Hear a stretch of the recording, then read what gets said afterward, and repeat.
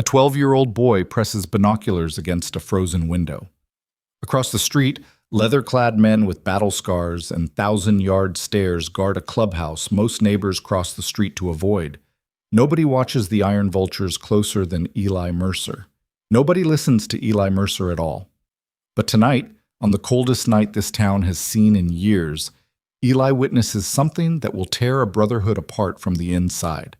A betrayal so quiet, so calculated, that the men who live by loyalty never even heard it coming. And the only person who can prove it is a boy the entire world has already decided doesn't matter. Stay with this one until the very end. Drop a like, leave a comment, tell me what city you're watching from, and whatever you do, don't look away. The binoculars were older than Eli Mercer. Scratched lenses, cracked rubber grip, a focusing ring that stuck unless you twisted it with both hands. His grandfather had used them for birdwatching before the dementia took everything, including the old man's name. Now they sat on Eli's windowsill every night, aimed not at the sky, but at the low-slung building across Garfield Street. The Iron Vultures Motorcycle Club clubhouse, with its rusted corrugated roof and the hand-painted vulture sigil above the door that looked like it had been bleeding into the wood for decades. Eli pressed his forehead against the cold glass. His breath fogged a circle on the window, and he wiped it with his sleeve without thinking. Habit. He'd been doing this for 2 years, ever since his mother moved them into the upstairs apartment of the duplex his aunt owned. 2 years of watching men in leather cuts come and go. 2 years of memorizing which Harley belonged to, which rider by the sound of the exhaust alone. He could tell you that Roach, the sergeant-at-arms, always parked crooked because his left knee was fused from a combat injury he never talked about. He could tell you that the prospect they called Nickel smoked exactly 4 cigarettes during his gate shift, spacing them 45 minutes apart like a man counting down a prison sentence. He could tell you that the vice president, Cade, never entered through the front door, always the side, always alone, always carrying something heavy that had nothing to do with his hands. Nobody asked Eli these things. Nobody asked Eli anything. At Ridgemont Middle School, his teachers had long since filed him under a category that required no further investigation. Quiet, odd, possibly on the spectrum, definitely not worth the energy. He sat in the back row of every class and filled spiral notebooks with observations so detailed they read like surveillance reports. Mrs. Hargrove, his English teacher, had once confiscated one and flipped through it during lunch. She'd found 6 pages describing the exact sequence of events at a gas station robbery Eli had witnessed from a bus window. The color of the getaway car, the limp in the driver's left leg, the fact that the passenger had bitten his fingernails down to raw skin. Mrs. Hargrove had written overactive imagination on a sticky note, returned the notebook, and never mentioned it again. The police report later confirmed every detail Eli had recorded. Nobody connected the dots. Nobody ever did. His mother, Jolene, worked double shifts at a packaging facility 14 miles outside of town. She left before Eli woke up and came home after he'd already made himself a peanut butter sandwich and gone to bed. On her days off, she sat in the kitchen with the lights low, drinking coffee that had gone cold hours ago, staring at a spot on the wall like she was trying to decode a message only she could see. Eli had learned not to talk to her during those times. He'd learned not to talk to her during most times. Jolene wasn't cruel. She was just somewhere else. Some internal geography that Eli couldn't reach, a place carved out by a husband who'd left without warning and a life that kept demanding payments she couldn't afford.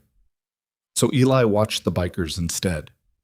There was something about their world that made sense to him in a way his own never had. The Iron Vultures operated on a system of rituals and hierarchies that Eli could map and predict. Church meetings every Thursday at 7. Runs every other Saturday, unless the weather dropped below 20 degrees. Prospects handled the grunt work, cleaning, gate duty, hauling supplies, and full patch members moved through the clubhouse with a gravity that Eli recognized as earned, not given. These men didn't smile often, but when they did, it meant something. Their silences weren't empty. Their silences were architecture. Tonight was different. Eli noticed it first in the parking pattern. On a normal Thursday, the bikes would line up along the east wall of the building, chrome catching whatever light leaked from the single sodium lamp at the corner of the lot. But tonight, 2 slots were empty. Roach's Indian chief was missing. Unusual, because Roach never missed church unless he was in the hospital or in county lockup. And the second empty slot belonged to a bike Eli knew better than any other in the lineup. Cade's 1998 Road King, flat black with a hand-stitched leather seat that Cade had rebuilt himself over the course of 3 winters. Eli adjusted the focus ring. The cold had made the mechanism even stiffer than usual, and his fingers ached as he forced the image into clarity.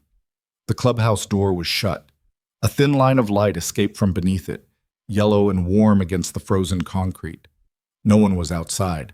The prospect's folding chair sat empty by the gate, a cigarette still smoldering in the tin can beside it.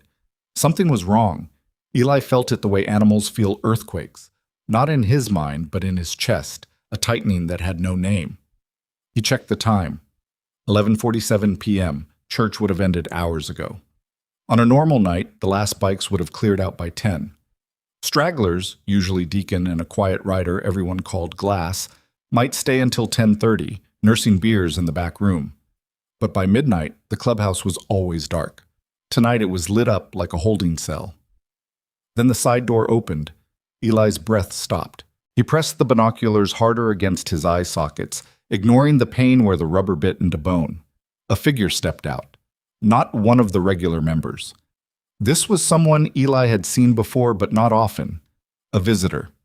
Tall, lean, moving with the kind of deliberate calm that Eli had learned to distrust. The man wore a dark jacket, no cut, and he carried himself like someone who knew exactly where every camera was and had already calculated the blind spots. Eli had cataloged this man 3 times over the past month. Once at a barbecue, the club had thrown in late October, where the man had stood at the edge of the crowd with a beer he never drank. Once on a Tuesday afternoon, arriving in a pickup truck and spending 40 minutes inside before leaving without speaking to anyone in the parking lot.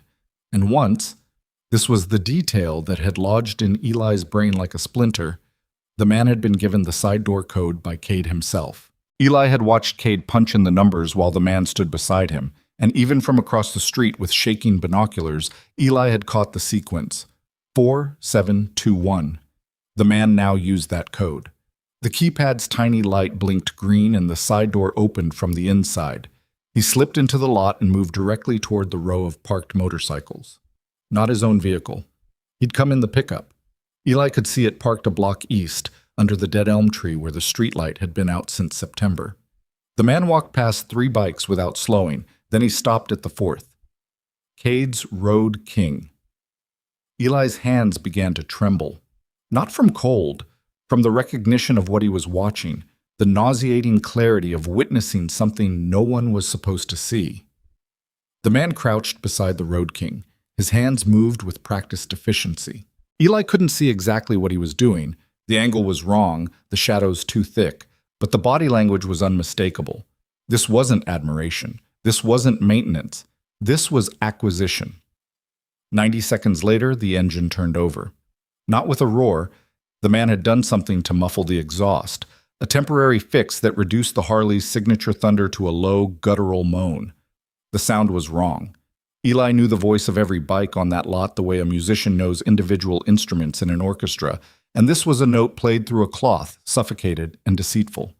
The man rolled the Road King out of the lot, past the empty prospect chair, through the open gate, and into the street.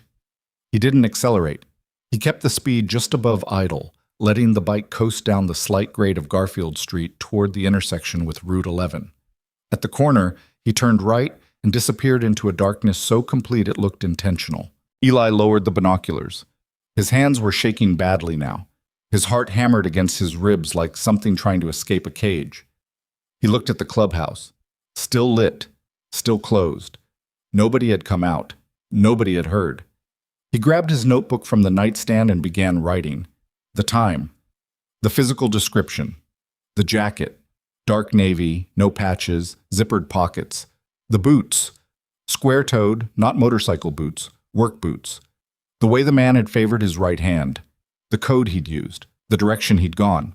The color of the pickup truck still parked under the dead elm. Dark green, maybe black in the bad light. Rust along the rear wheel well. A dent in the tailgate shaped like a fist. Eli wrote for 20 minutes without stopping. When he finished, he read it back. every detail locked in place, every observation precise. Then he closed the notebook and sat on his bed and did nothing. Because who was he going to tell? The question sat on his chest like a stone. He was 12. He had no phone. Jolene couldn't afford one. The school counselor had once suggested Eli might benefit from social skills intervention, which was a clinical way of saying nobody wanted to be his friend, and the adults had given up trying to fix it. His aunt downstairs watched television until 2 in the morning and answered every knock with suspicion and a baseball bat. He could call the police, but the last time Eli had tried to report something, a man in a gray sedan following a girl from the bus stop 3 blocks over, the dispatcher had asked to speak to his mother. Jolene hadn't been home. The dispatcher told him to have an adult call back. No adult ever did. Eli watched the gray sedan return twice more before it finally stopped coming, and he never found out what happened to the girl. The system had a word for kids like Eli: unreliable, which was the cruelest lie the world had ever told, because Eli was the most reliable witness in the entire neighborhood. He just happened to be 12 and small and quiet and poor, and in a world that measured credibility by volume and authority, Eli possessed neither. He lay in bed and stared at the ceiling. The wind outside pressed against the window like something trying to get in. He could hear the distant rumble of a freight train passing through the rail yard 3 miles south, its horn cutting through the frozen air with the lonely persistence of something calling out to no one. Sleep didn't come. It never did on nights like this. Eli's mind wouldn't release the image. The man's hands on Cade's bike, the muffled engine, the casual precision of a theft that had been rehearsed. This wasn't some tweaker grabbing an opportunity. This was planned. This was someone who knew the codes, knew the schedule, knew which bike to take, and when the prospect would be away from the gate. This was inside. That word sat in the dark like a lit fuse. Dawn came gray and bitter. Eli hadn't slept. He stood at the window with the binoculars and watched the clubhouse wake up, the way he'd watched it 100 times before. The front door opening, a prospect sweeping the steps, cigarette smoke curling into air so cold it barely moved. Except today the rhythm was off. The prospect wasn't sweeping. He was standing still, staring at the row of bikes, and even from across the street Eli could read the posture, confusion hardening into alarm. The prospect went inside. 30 seconds later, the door burst open and 3 men came out fast, boots hitting concrete. No one spoke. They moved to the bike line and stood where the Road King should have been, looking at the empty space the way you look at a wound you can't explain. Then more men came. Eli counted 7 in total, all wearing cuts, all moving with the controlled urgency of men who understood that panic was a luxury they couldn't afford. One of them, Deacon, the club president, a thick-necked man with a gray beard and hands like excavator buckets, stood apart from the others, arms crossed, scanning the lot with eyes that missed nothing. Except they'd missed everything. That was the part Eli couldn't stop thinking about. These men, who lived by vigilance, who trusted no one outside their circle and very few inside it, had been robbed in their own house, by someone they'd let through the door. Eli watched for another hour. He saw Cade arrive, not on a bike, because his bike was gone, but in a borrowed truck that pulled up to the curb with an exhaust rattle that sounded like a cough. Cade got out slowly. He was a tall man, early 40s, with a face that looked like it had been carved from wood and then left in the rain. His eyes were set deep beneath a brow that seemed permanently furrowed, and he carried himself with the careful stillness of someone who had learned long ago that movement attracted attention and attention attracted pain. Eli knew fragments of Cade's history from overheard conversations and careful observation. 2 tours overseas.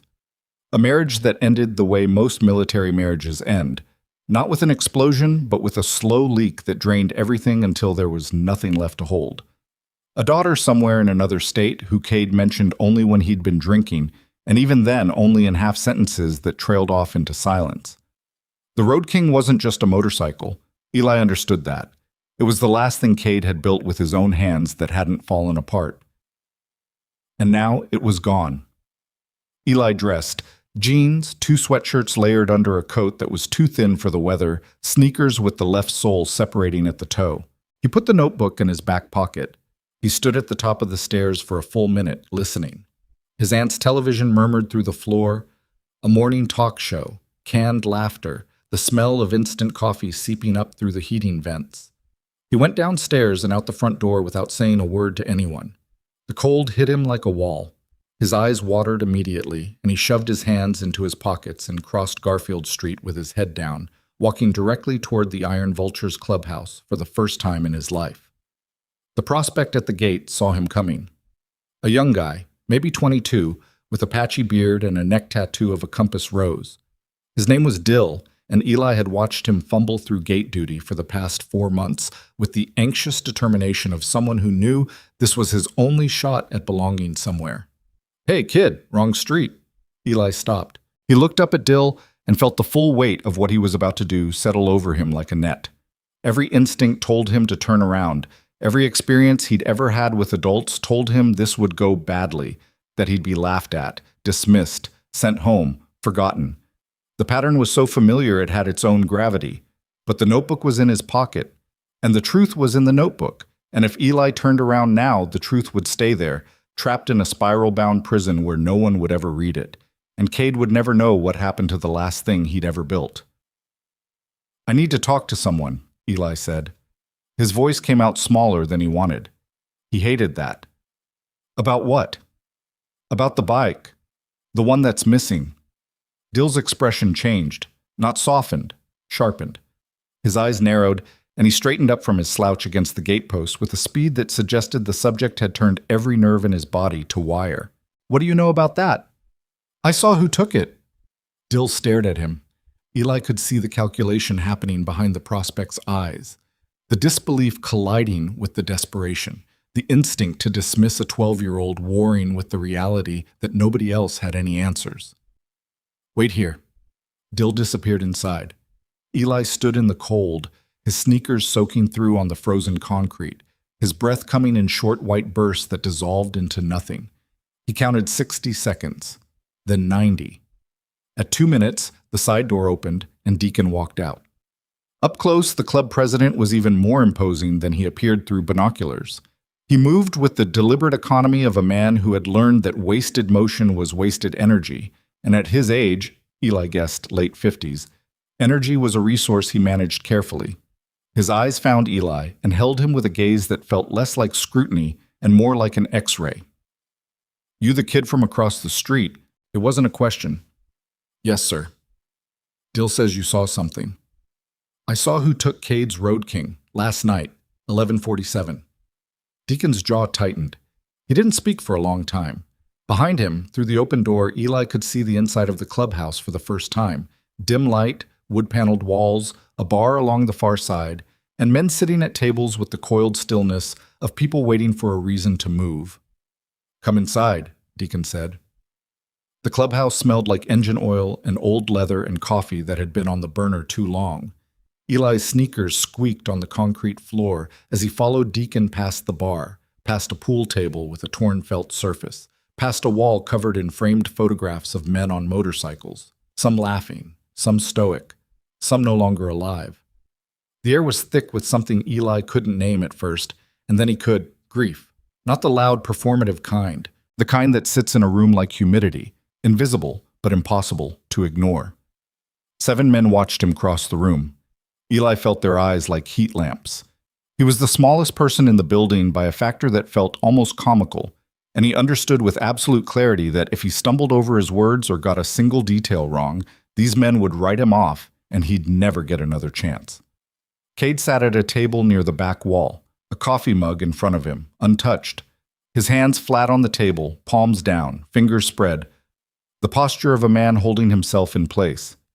"Sit down," Deacon said, pulling out a chair. Eli sat. He pulled the notebook from his back pocket and placed it on the table. He didn't open it. He didn't need to.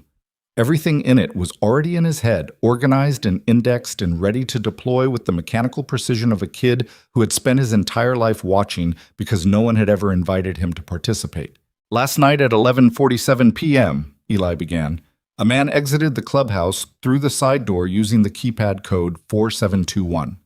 He walked directly to the 4th motorcycle in the east row, the flat black Road King with the hand-stitched seat. He disabled or muffled the exhaust system, started the engine, and rolled the bike out through the open gate. He turned right on Route 11 heading south. The prospect chair was empty at the time. The man drove a dark green pickup truck with rust on the rear wheel, and a dent in the tailgate. The truck is still parked under the dead elm on the east side of Garfield, 1 block from this building. The silence that followed was so complete, Eli could hear the coffee maker ticking on the counter behind the bar. Every man in the room was looking at him now, not with amusement, not with dismissal, with something Eli had never experienced before in his 12 years of life. The terrified recognition that this small, shivering kid in a too-thin coat might be telling a truth none of them were ready to hear. Cade's hands hadn't moved from the table, but his knuckles had gone white.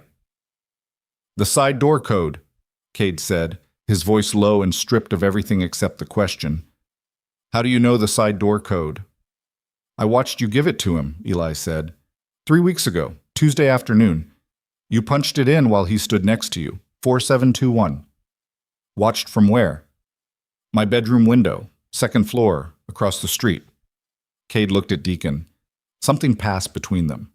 A communication that bypassed language entirely, built on years of shared silence and mutual understanding. Eli saw it and cataloged it. Fear. Not of him. Of what his words meant. Because if the thief had the side door code, the thief wasn't a stranger. The thief was someone Cade had personally trusted enough to stand beside while he entered the club's security. And there was only one person Cade had done that for in the past month.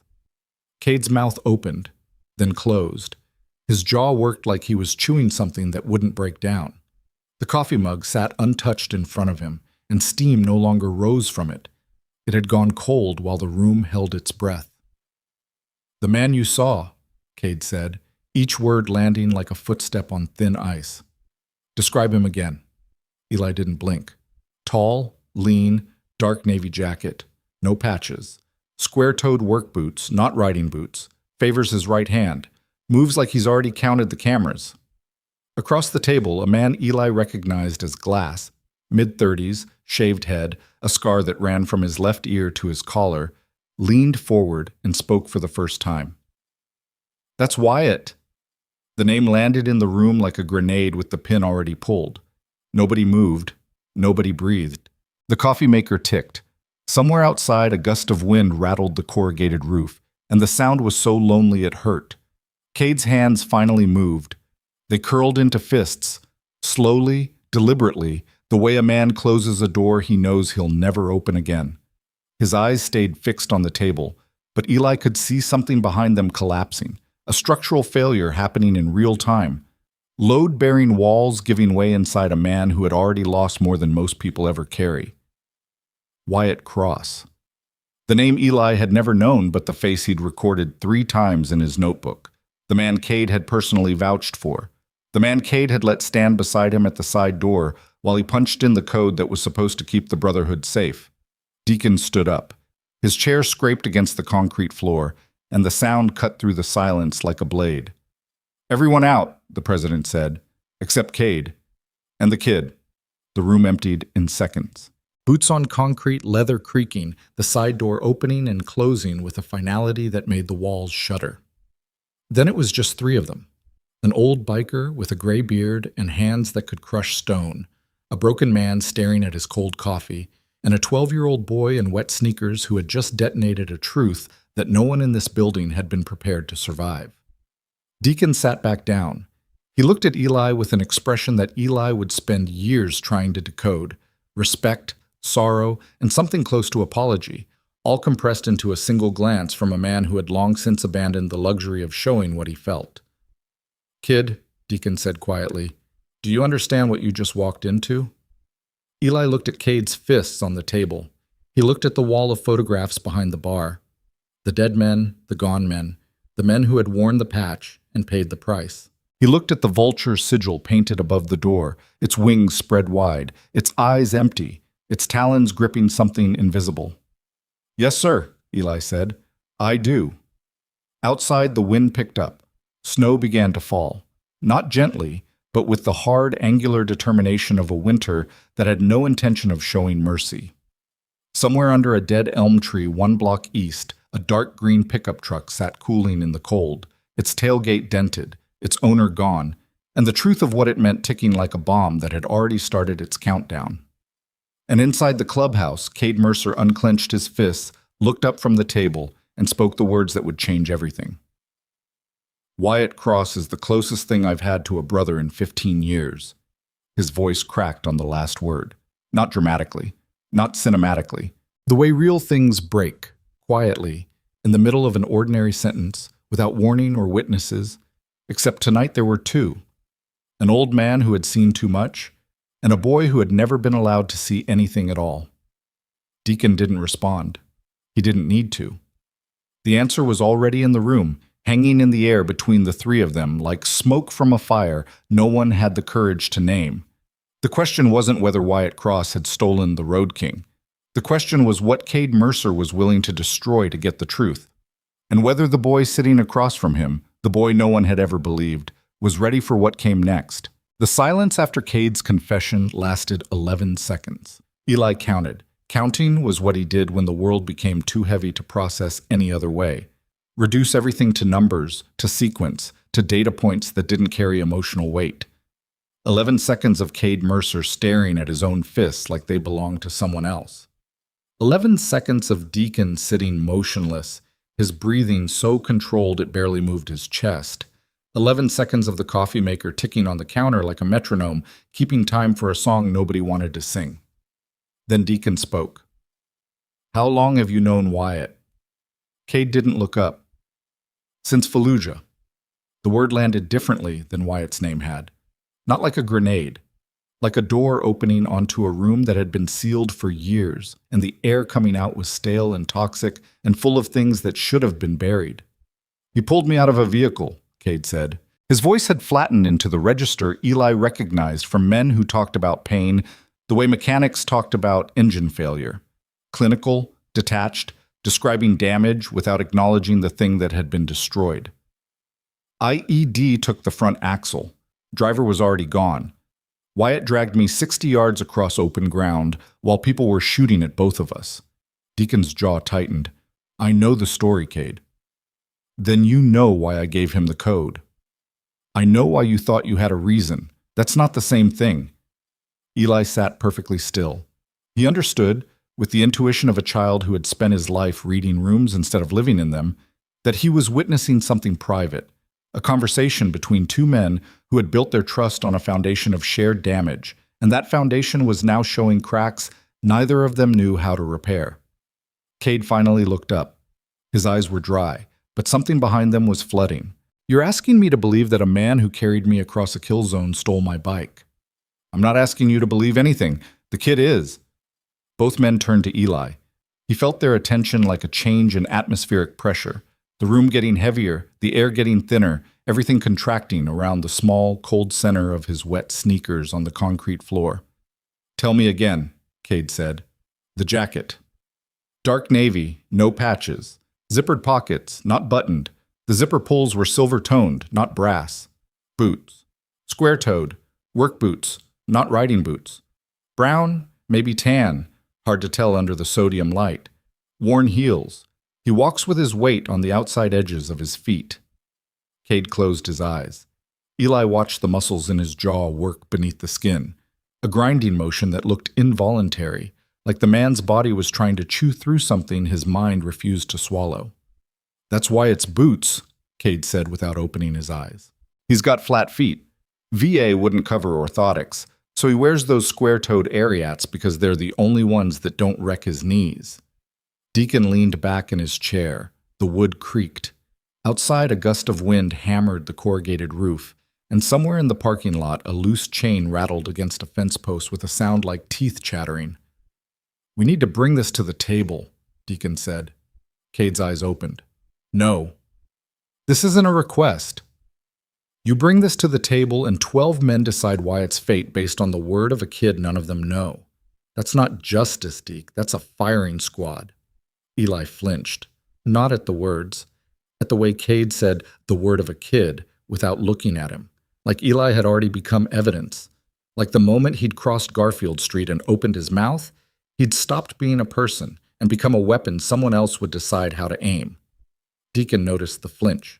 His eyes moved to Eli and stayed there, and something in the old president's face shifted, a softening so subtle it would have been invisible to anyone who hadn't spent 2 years studying human expressions through scratched binoculars.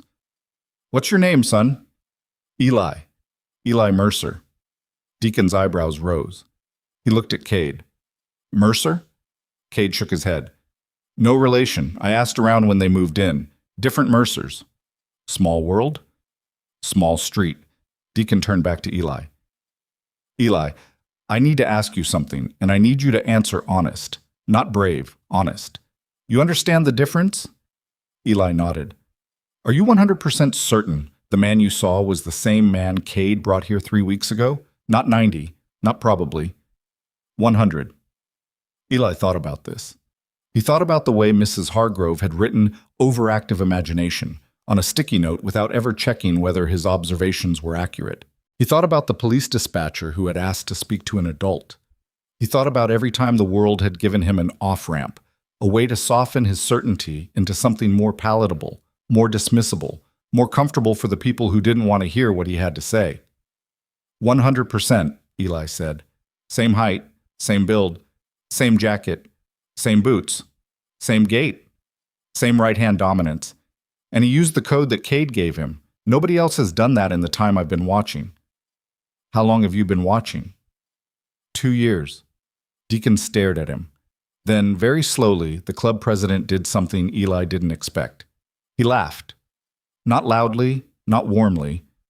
A short, dry exhalation through the nose that carried no humor and all recognition. The laugh of a man who had just realized that the most reliable intelligence asset in the neighborhood was a 12-year-old insomniac with a pair of broken binoculars. 2 years, Deacon repeated.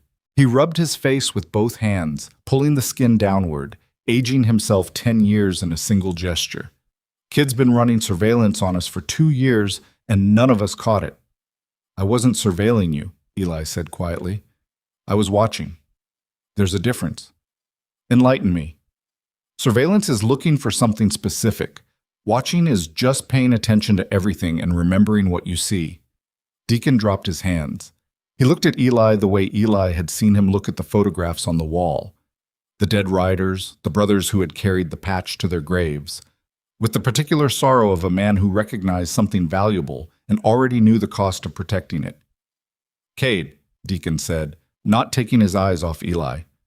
We're bringing this to the table. That's not a discussion. Cade stood up. The chair scraped backward. His full height unfurled in the low-ceilinged room like something being released from compression, and for the first time, Eli saw the vice president not as a figure in binoculars, but as a physical presence, broad-shouldered, thick-armed, carrying the kind of mass that wasn't built in gyms, but forged through years of manual labor and controlled violence. His shadow fell across the table and covered Eli completely. Then I'm finding Wyatt first, Cade said. Before the table, before the vote. Before anyone in this club decides that 15 years of Brotherhood gets erased by a kid with a notebook. He was gone before Deacon could answer. The side door opened and closed, and through the wall Eli heard boots on gravel, then the starter of the borrowed truck coughing to life, then tires grinding against frozen asphalt as Cade pulled away from the clubhouse with the desperate acceleration of a man outrunning a verdict he wasn't ready to face. Deacon sat in the empty room with Eli. The coffee maker had stopped ticking. The overhead light buzzed, a fluorescent tube on its last cycle, throwing a thin, pulsing glow that made everything look slightly unreal. Is he going to hurt him? Eli asked.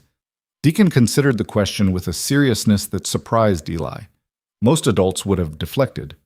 Don't worry about it. That's grown-up stuff, the polite dismissals that Eli had come to understand as the sound of people closing doors. I don't know, Deacon said, and that's the honest answer. Will you stop him if he tries? That depends on what Wyatt says when Cade finds him. Eli absorbed this. The logic was conditional, branching, dependent on variables Eli couldn't observe from across the street. He felt the edges of his understanding strain against the weight of what he'd set in motion. The sudden, vertiginous realization that telling the truth wasn't the end of a process, but the beginning of one, and that once the truth was loose, you couldn't control where it went or what it destroyed. You should go home, Deacon said. Your mother know where you are? She's at work. Who's watching you? Nobody. The word hung in the air. Deacon looked at Eli the way you look at a wound you can't dress, acknowledging the damage without having the tools to fix it. "Stay here if you want," Deacon said. "I'll have Dill make you something to eat." Eli didn't go home. He sat at the table in the Iron Vulture's clubhouse and ate a grilled cheese sandwich that Dill burned on one side and undercooked on the other, and he watched the members filter back inside one by one, each of them casting glances at the boy in the corner like he was an equation they hadn't been asked to solve. Glass sat down across from him without being invited. Up close, the scar from his ear to his collar was deeper than Eli had estimated through binoculars. Not a clean cut, but a tearing, the kind of wound that suggested something had been pulled rather than slashed.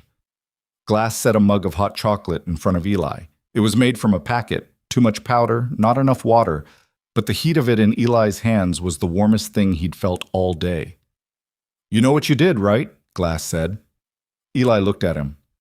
"You walked into a room full of men who've been lied to by professionals, cops, lawyers, ex-wives, government, and you told them a truth they didn't want to hear. Most adults can't do that." Eli took a sip of the hot chocolate. It was too sweet and slightly gritty. "Most adults don't watch." Glass almost smiled. Almost. The scar pulled at the left side of his face and turned the expression into something asymmetrical and vaguely painful. "You know anything else about Wyatt?" Glass asked. "Anything besides what you told Deacon?" Eli thought. He flipped through his mental archive, the 3 sightings, the behavioral patterns, the details he'd recorded. Then something surfaced, a detail he hadn't included because it hadn't seemed relevant until this moment. "The second time I saw him," Eli said slowly, "the Tuesday visit 6 days ago, he came in the pickup and stayed 40 minutes. Yeah. When he came out, he wasn't alone." Glass went still. The mug in front of him stopped its slow rotation between his palms. "Who was with him?" "I don't know his name. Shorter, heavy build, bald. He was wearing a cut, but I couldn't read the patch. He got into a different vehicle, a white SUV, parked on the north side of the lot. They didn't speak to each other outside, but they left within 30 seconds of each other, same direction." Glass stared at him for a long moment. Then he pushed back from the table and walked to the bar where Deacon was standing with Roach. The sergeant-at-arms had arrived sometime in the last hour, limping on his fused knee, his face set in the permanent grimace of a man who experienced pain as a background noise. Eli watched Glass lean in and speak to Deacon in a voice too low to carry across the room. He watched Deacon's face change. He watched Roach straighten up from the bar, his hand moving unconsciously to his belt, where a knife used to hang before he'd given it up 3 years ago. Another detail Eli had cataloged without understanding its significance until now. Something was happening. Something Eli's new information had triggered, a connection the bikers were making that he couldn't see because he didn't have the inside knowledge to complete the circuit. Deacon walked to the center of the room. He didn't raise his voice. He didn't need to. Every man in the building oriented toward him the way compasses orient toward north, automatically, without thought, because the direction had been established long before any of them arrived. "Church," Deacon said. "Now, everyone." The room rearranged itself in seconds. A heavy wooden table in the back was cleared.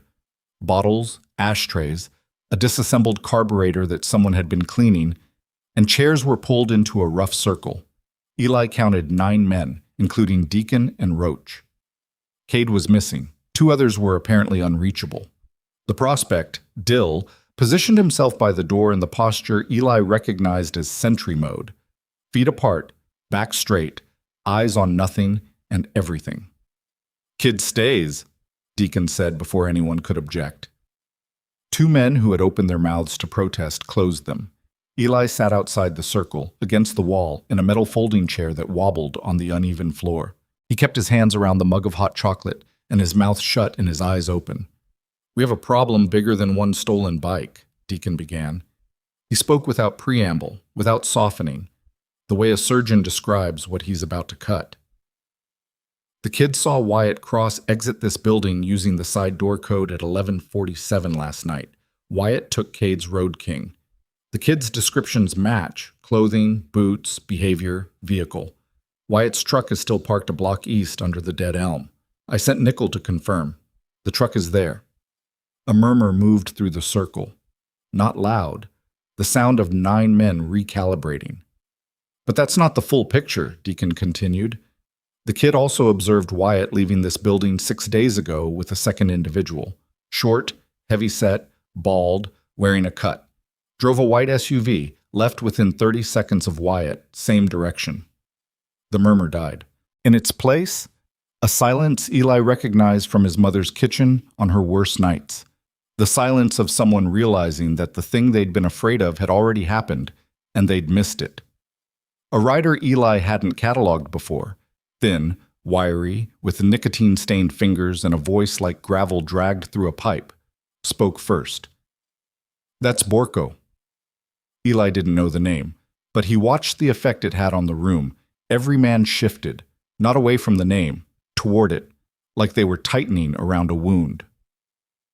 Marcus Borko, the wiry rider continued, rode with the 9th Street Razors out of Kennett, got patched over last year when the Razors folded. He's been trying to get charter with 3 different clubs since. "He was here as a guest," Roach said. His voice was thick, almost swollen. "Cade brought him in, said Wyatt vouched for him." The layers multiplied. Eli could feel them stacking, each revelation adding weight to a structure that was bending toward collapse. Wyatt had vouched for Borko. Cade had vouched for Wyatt. The chain of trust ran backward from theft through friendship, through war, through a vehicle burning in a desert on the other side of the world, and every link in that chain was now suspect. "Has anyone reached Cade?" Deacon asked. "Phone's off," Roach said. "Has been since he left." Where would he go to find Wyatt? Roach and Glass exchanged a look. Eli caught it, a brief loaded glance that contained an entire conversation neither man was willing to have out loud. "Wyatt's been staying at the Shady Brook Motel off Route 11, Glass said carefully. Room 14. Cade set it up for him when Wyatt came through town 3 months ago. Paid the first 2 weeks himself. Another layer. Another thread of generosity twisted into a noose. Cade hadn't just trusted Wyatt. Cade had housed him, funded him, opened every door the club had. And Wyatt had walked through those doors and taken the one thing Cade had left. Deacon stood. "Roach, Glass, call. Get to the Shady Brook. Now. Find Cade before he does something we can't unfold." The 2 men moved without hesitation.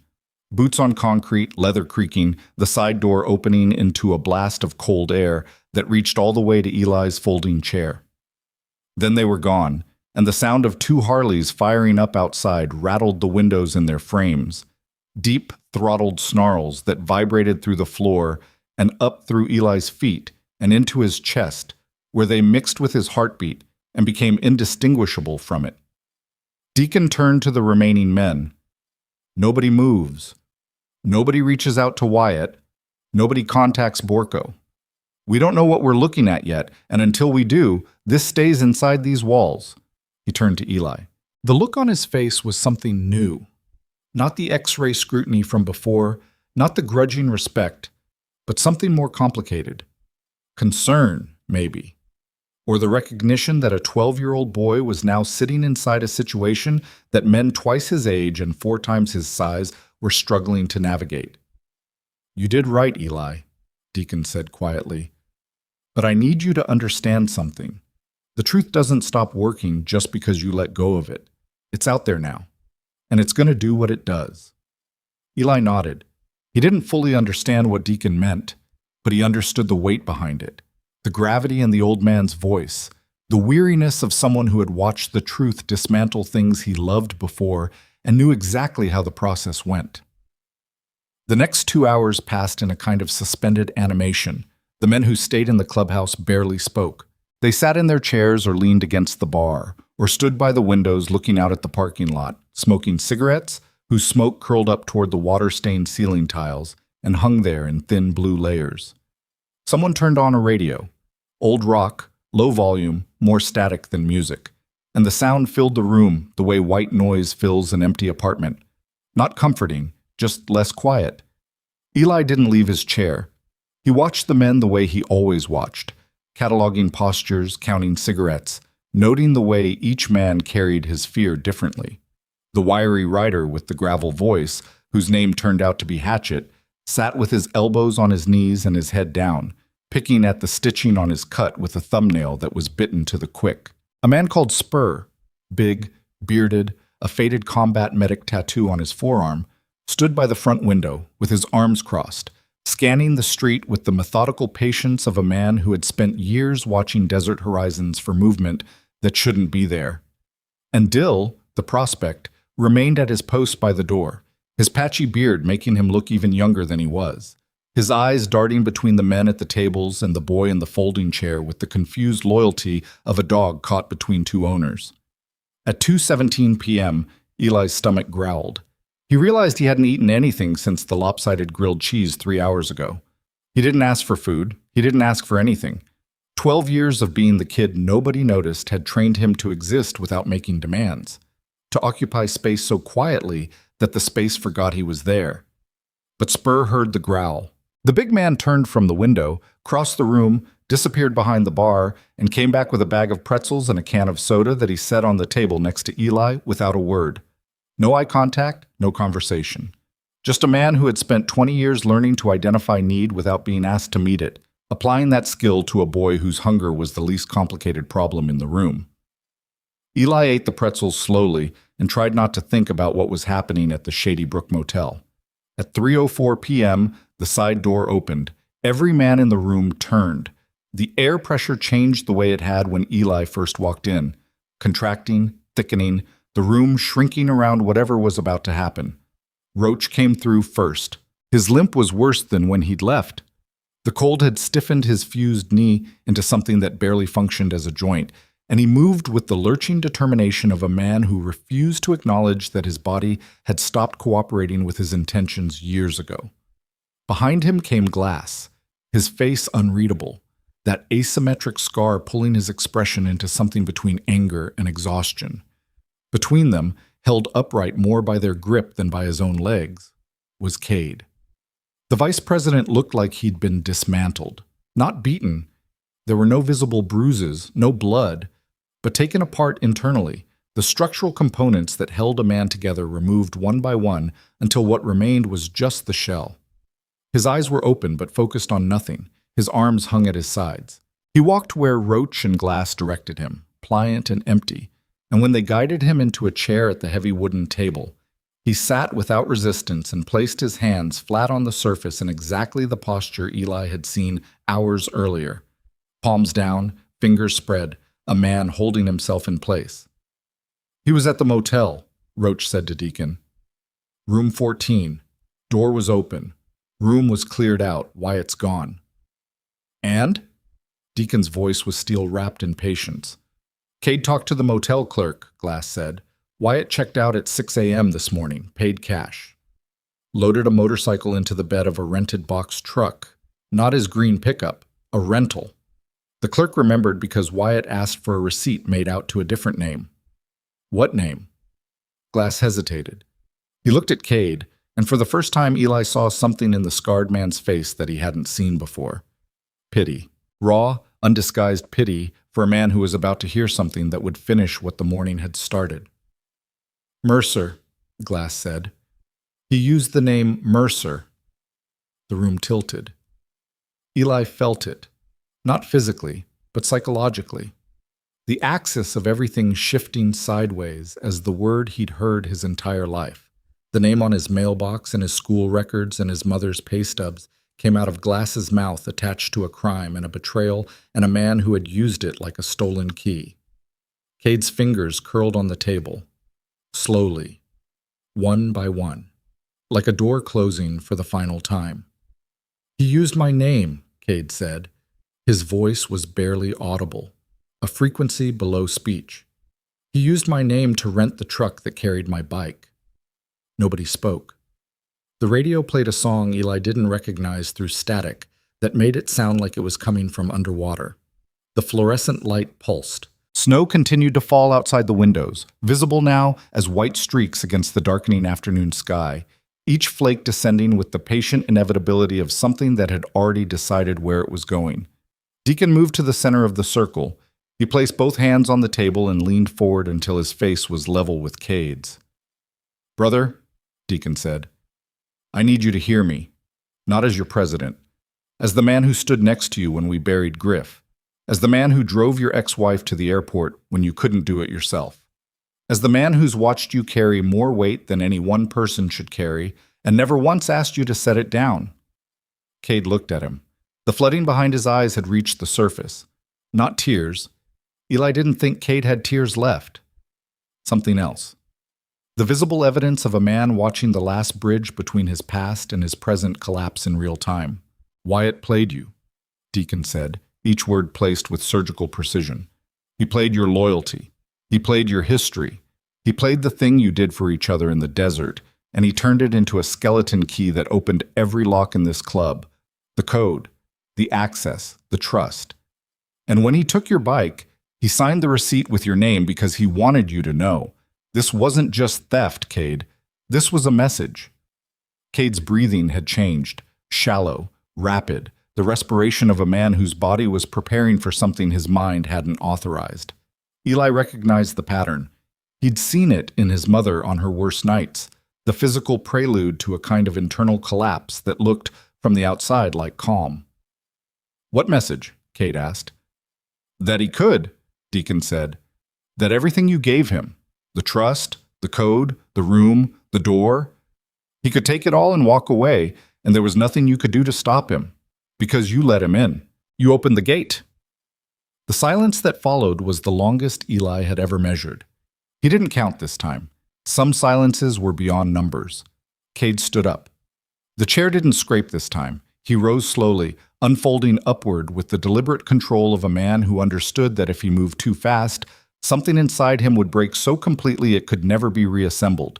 He looked around the table, 9 faces looking back at him, the prospect by the door, and the boy against the wall, small and still, holding an empty pretzel bag in hands that hadn't stopped trembling since he'd crossed Garfield Street that morning. "I'm going after him," Cade said. "No," Deacon said. "That wasn't a request. And that wasn't a suggestion. You're not going after him alone. You're not going after him angry. And you're not going after him at all until we know who Borko is and what Wyatt's actually running. I don't care what he's running. He took my bike and used my name." "Exactly. He wants you angry. He wants you alone. He wants you making decisions with your chest instead of your head. And right now you're giving him everything he wants." Cade's hands were fists again. His knuckles had gone past white into something translucent, the bones visible beneath the skin like rebar showing through cracked concrete. His breathing was audible, rough, ragged, the sound of a man fighting himself in real time. "The kid put himself on the line for you," Deacon said, "walked into a building full of strangers and told the truth when every adult in his life has taught him that nobody listens. You want to honor that? Then don't turn his courage into a casualty. Don't make this about Wyatt. Make it about the fact that someone finally told you the truth, and now you have to decide what kind of man responds to it." Cade looked at Eli. Eli looked back. And in that moment, across the scarred wooden table in a room that smelled like engine oil and cold coffee, and the accumulated weight of a dozen men's unspoken damage, something passed between the 43-year-old combat veteran and the 12-year-old boy that neither of them could name. Not trust. Trust was too clean a word for what this was. Recognition, maybe. The mutual acknowledgement of two people who understood what it cost to see clearly in a world that rewarded blindness. Cade unclenched his fists. It took visible effort, each finger releasing individually, the tendons in his forearms standing out like cables under strain. He sat back down. He put his hands flat on the table, palms down, fingers spread, holding himself in place. "Fine," Cade said. His voice was scraped raw, emptied of everything except the decision itself. "We do this your way. We find out who Borko is. We find out what Wyatt's running. We do it disciplined." Deacon nodded once. "But when we find him," Cade continued, and his eyes moved from Deacon to the table to the wall of photographs behind the bar.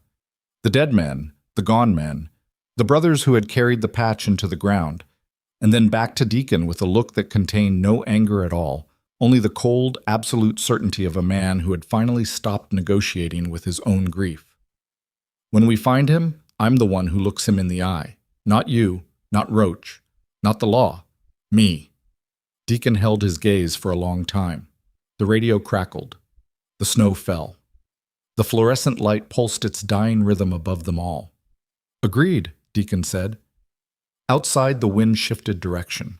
It came from the north now, carrying the kind of cold that doesn't just lower the temperature, but changes the quality of the air itself, making it thinner, sharper, harder to breathe.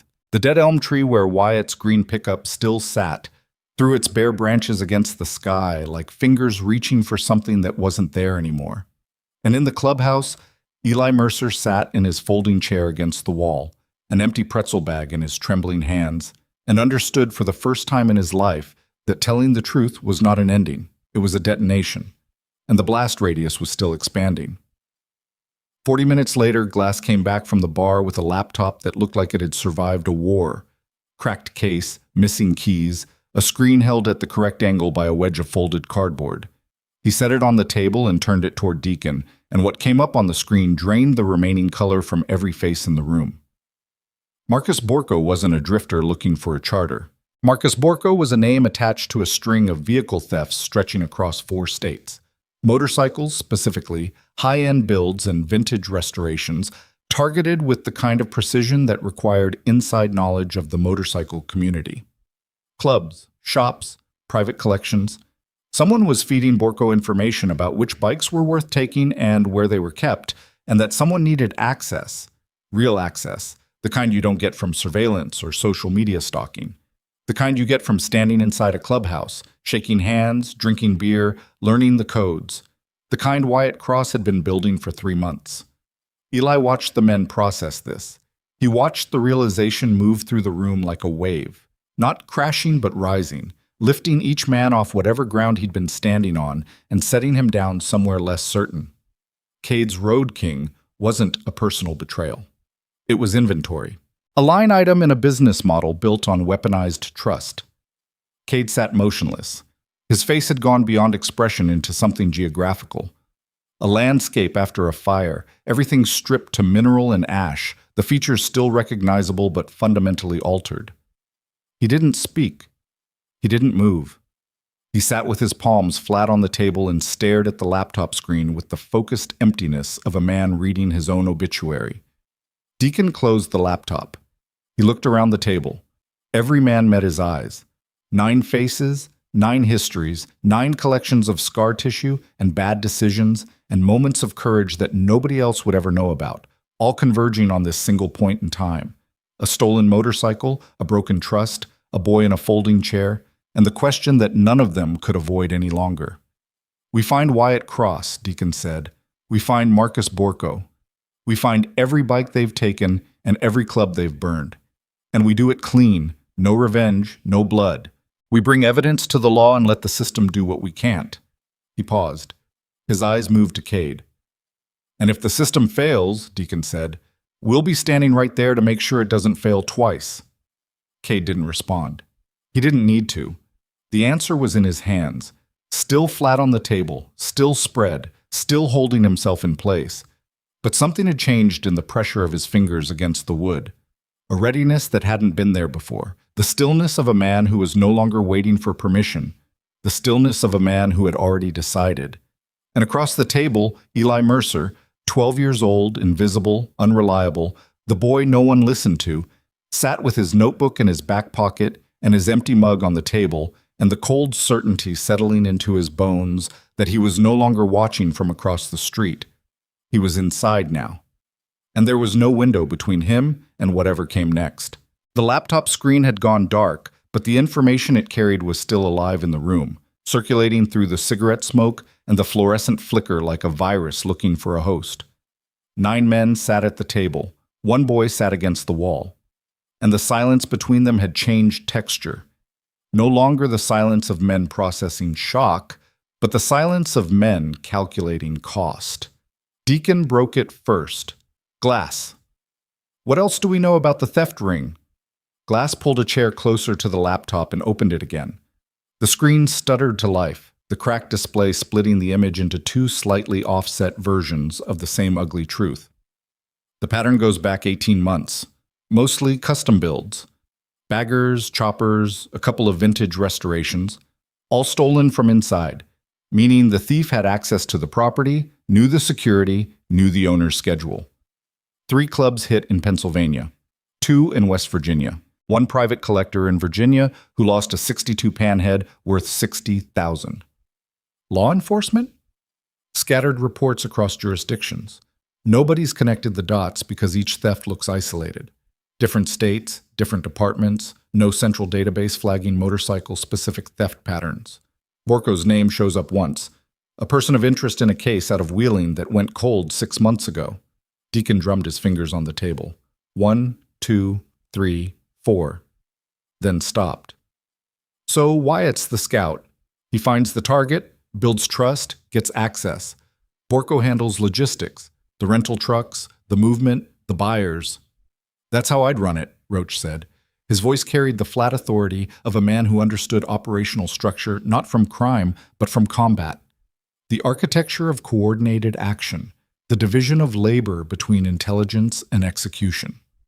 Wyatt's got the personality for it, charming when he wants to be, knows the culture, speaks the language. He can walk into any clubhouse in the Mid-Atlantic and have a beer in his hand inside 10 minutes.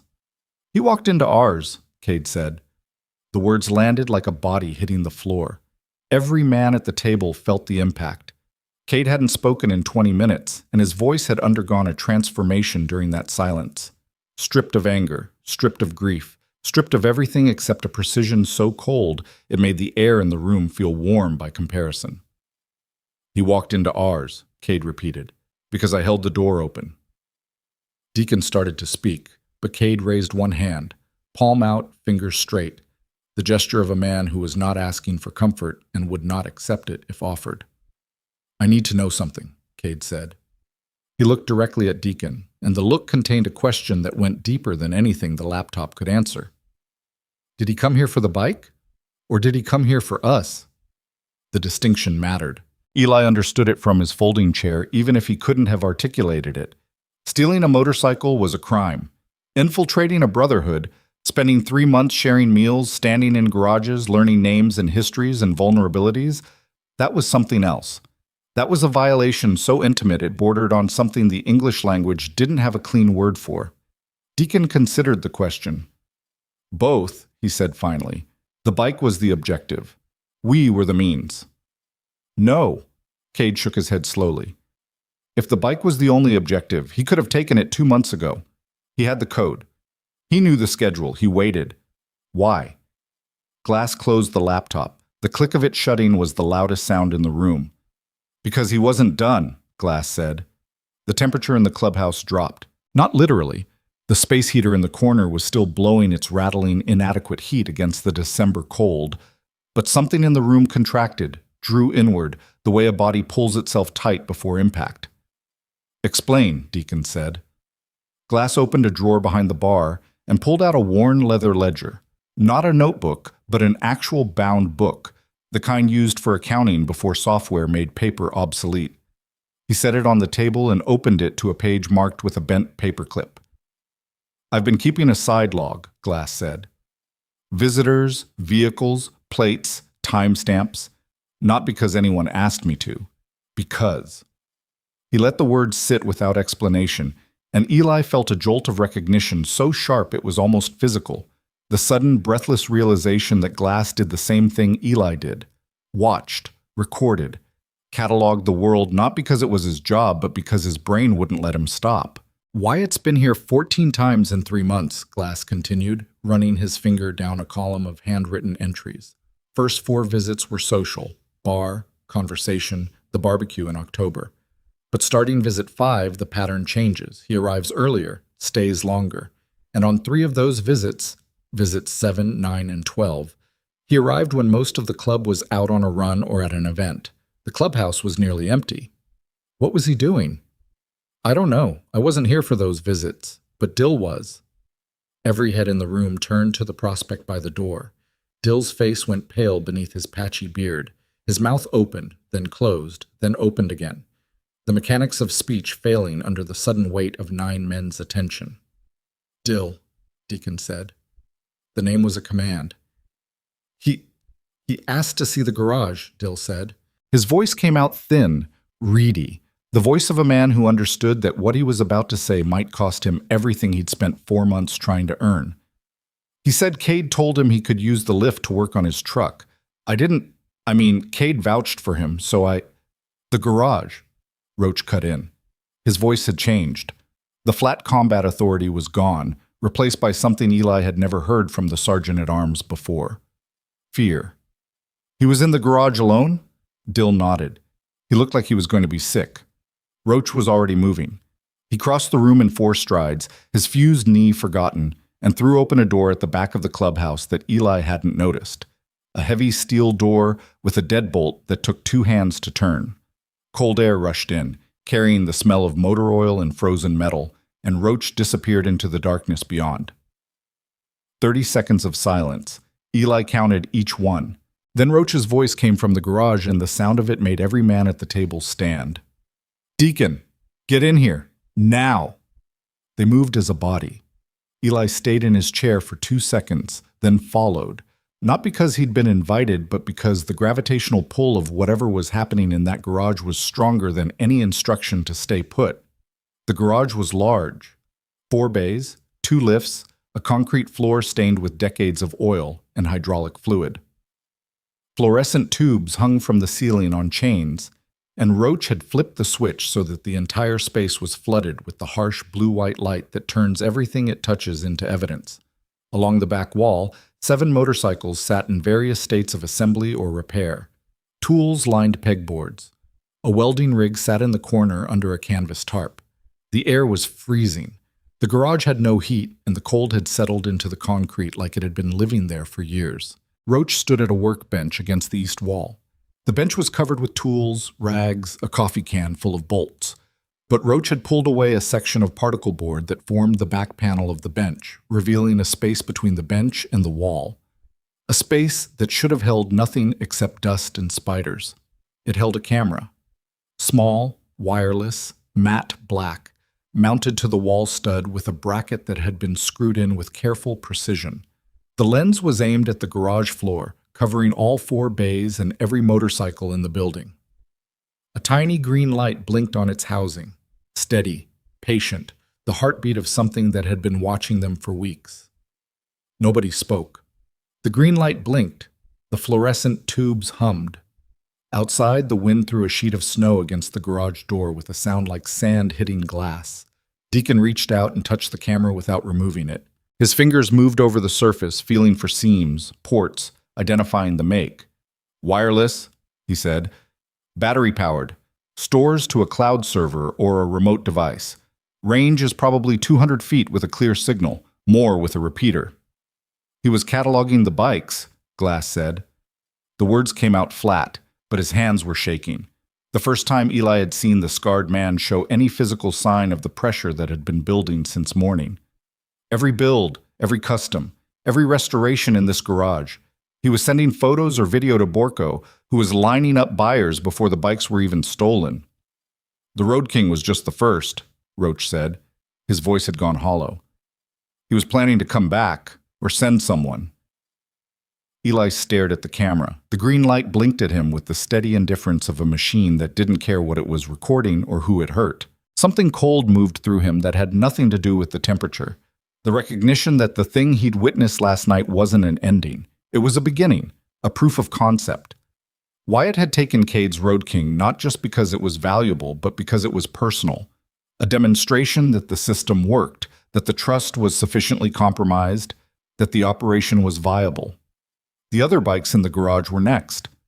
"How many cameras?" Deacon asked. They spent the next 40 minutes searching. Eli helped. His eyes were sharp, and he noticed things the men missed. A second camera behind a ventilation grate near the ceiling, aimed at the main floor. A third tucked behind a fire extinguisher bracket in the hallway between the clubhouse and the garage, covering the door and the keypad. Each one identical, each one blinking its patient green light. Each one a small, silent witness to the daily operations of the Iron Vulture's MC. Their bikes, their security, their movements, their vulnerabilities. Wyatt Cross hadn't just stolen a motorcycle. He had wired the entire building for surveillance. He had turned the Brotherhood's home into a display case, and somewhere on the other end of those signals, Marcus Borko, or whoever Borko worked for, was browsing the inventory like a catalog. The men gathered back at the table. The cameras sat in the center, 3 small black devices arranged in a row, their green light still blinking, their batteries still charged, still transmitting to whatever server or device was waiting for the signal. Deacon hadn't disconnected them yet. He wanted the men to see them. He wanted the reality to be physical, tangible, impossible to minimize or explain away. "We've been compromised," Deacon said. The word dropped into the room like an anchor. Not robbed. Compromised. Every bike in that garage is on someone's list. Every security protocol we have, codes, schedules, personnel, has been observed and transmitted. We don't know how long, we don't know to whom, and we don't know if Borko is the end of the chain or just another link. Cade sat at the table with his hands flat on the surface. The same posture, the same spread fingers, but something in the architecture of his body had changed. A rigidity that wasn't about control anymore. It was about containment. The difference between a man holding himself in place and a man holding himself together, and Eli could see the seams where those two things met, the hairline fractures running through Cade's composure like cracks in a dam that was running out of time. "I brought him in," Cade said. His voice was quiet. Too quiet. The volume of a man speaking from the bottom of something deep. "I gave him the code. I paid for his room. I stood next to him in this garage while he looked at every bike on that floor, and I thought he was—" He stopped. His jaw worked. The muscles in his forearms stood out like cables. "I thought he was my brother."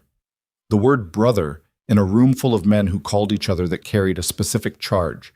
Electrical, chemical, the kind of energy that could light a room or burn it down depending on which direction it traveled. And right now it was traveling through Cade Mercer like current through a broken wire, sparking at every junction, scorching every connection. "This isn't on you," Deacon said. "Don't." Cade's voice snapped. Not shouting. The opposite of shouting. A compression so severe the words came out as shrapnel. "Don't tell me it's not on me. I am the vice president of this club. I vouched for him at the table. I gave him access that I wouldn't give my own daughter if she walked through that door tomorrow. And he used it, all of it, to turn our house into a warehouse." Silence. The cameras blinked. The wind outside moaned against the garage door. Somewhere in the distance, far enough to be a memory, close enough to be a reminder, a Harley engine growled through the frozen streets, its exhaust note carrying through the cold air with the clarity of a voice calling out in an empty room. Eli spoke. He didn't plan to. The words assembled themselves somewhere below his conscious thought and came out before the part of his brain that managed self-preservation could intervene.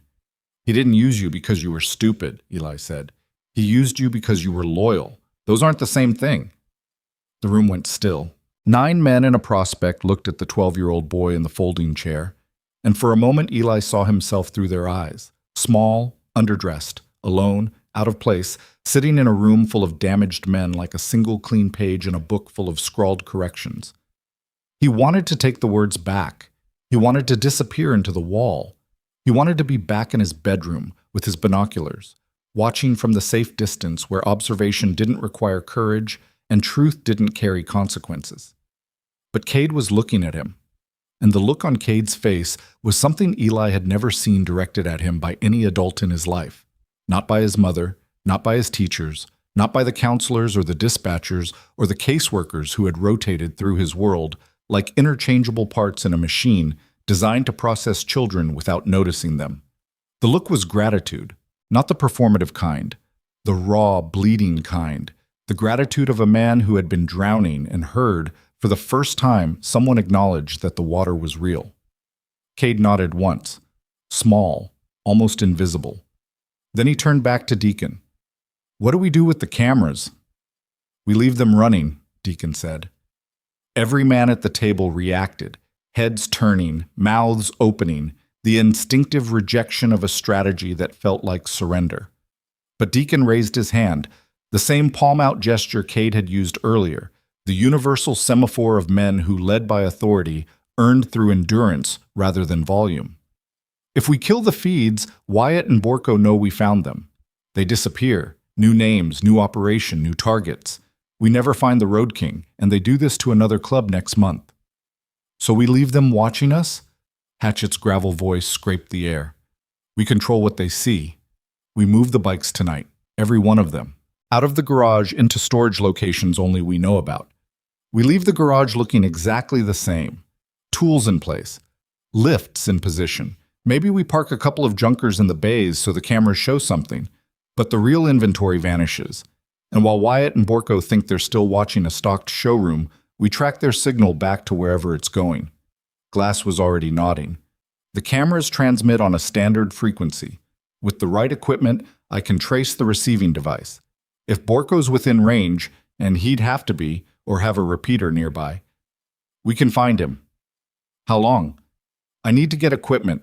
A day, maybe 2. You've got until tomorrow night. The men dispersed into organized motion. Eli watched them move. No panic, no wasted energy. The choreography of men who had lived through enough crises to know that efficiency was the only antidote to fear. Roach coordinated the bike extraction, calling in members who hadn't been at church, speaking in coded shorthand that Eli couldn't decipher but could map. Each call producing a response, each response generating an action. The network expanding in real time like a nervous system waking up. Spur approached Eli. The big man crouched down, bringing his face level with the boys, and Eli noticed for the first time that Spur's eyes were different colors. One brown, one hazel, a detail the binoculars had never been good enough to catch. "Your mom gets home when?" Spur asked. 10, sometimes later. "You eaten dinner?" Eli shook his head. Spur stood up. "Come on. There's a diner 2 blocks east. I'll buy you a burger and bring you home before your mom gets back." "I want to stay." "I know you do, but this next part isn't for you. Not because you can't handle it, because you've already handled more than enough for one day. Fair?"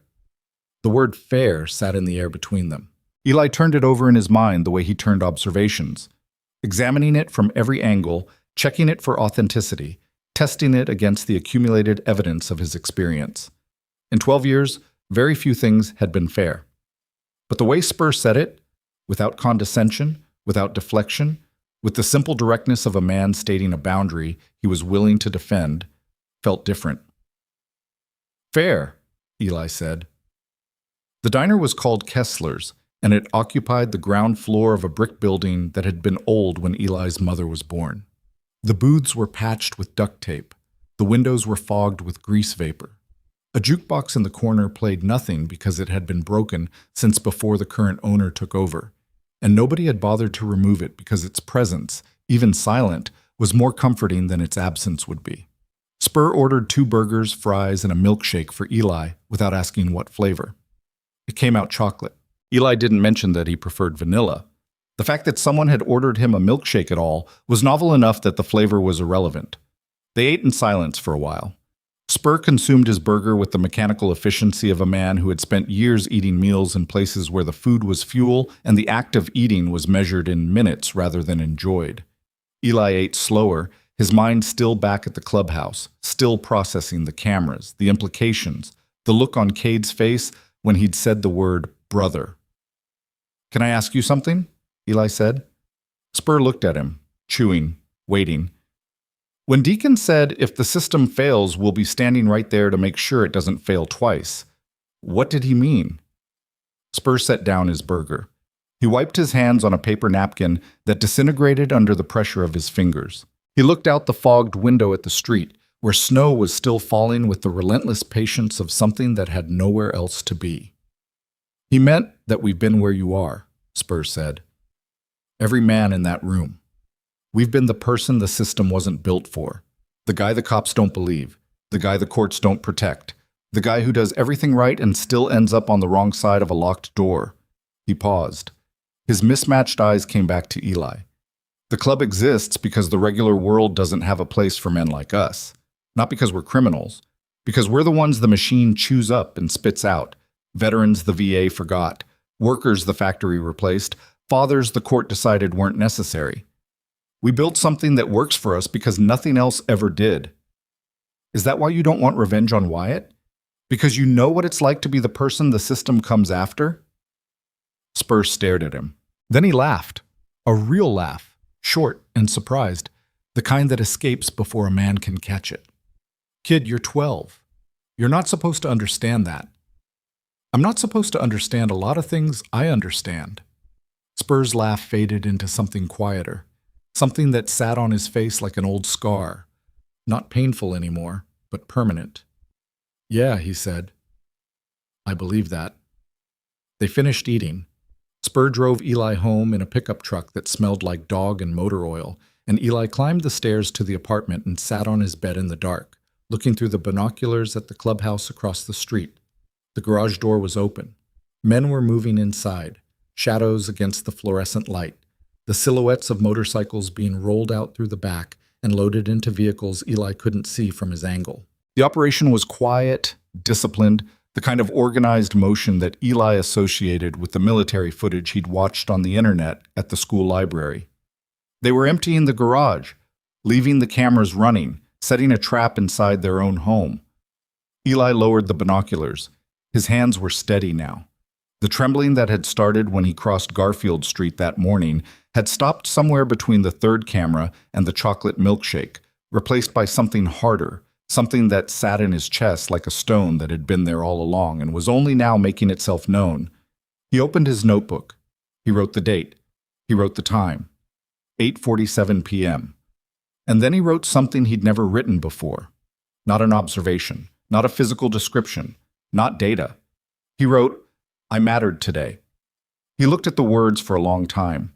Then he closed the notebook and put it under his pillow and lay in the dark and listened to the sound of Harley engines rolling through the frozen streets, carrying the Iron Vulture's inventory to safety, while 3 small cameras blinked their green lights in an empty garage, transmitting images of a room that no longer contained anything worth stealing. And somewhere on the receiving end of those signals, someone was watching. Someone who didn't know that the game had changed. Someone who still believed they were looking at a target when they were actually looking at a trap. Eli fell asleep to the sound of engines. For the first time in months, he didn't dream about being invisible. He dreamed about the green light. The next morning, Eli woke to a sound he didn't recognize. Not the usual silence of the apartment, not his aunt's television bleeding through the floor, but something closer, something in the room. He opened his eyes, and his mother was sitting on the edge of his bed. Jolene Mercer looked like she'd been crying, but the tears were old, dried on her cheeks in tracks that caught the gray morning light from the window. She was still wearing her work clothes. Her hands were folded in her lap, the knuckles raw from the cold walk home.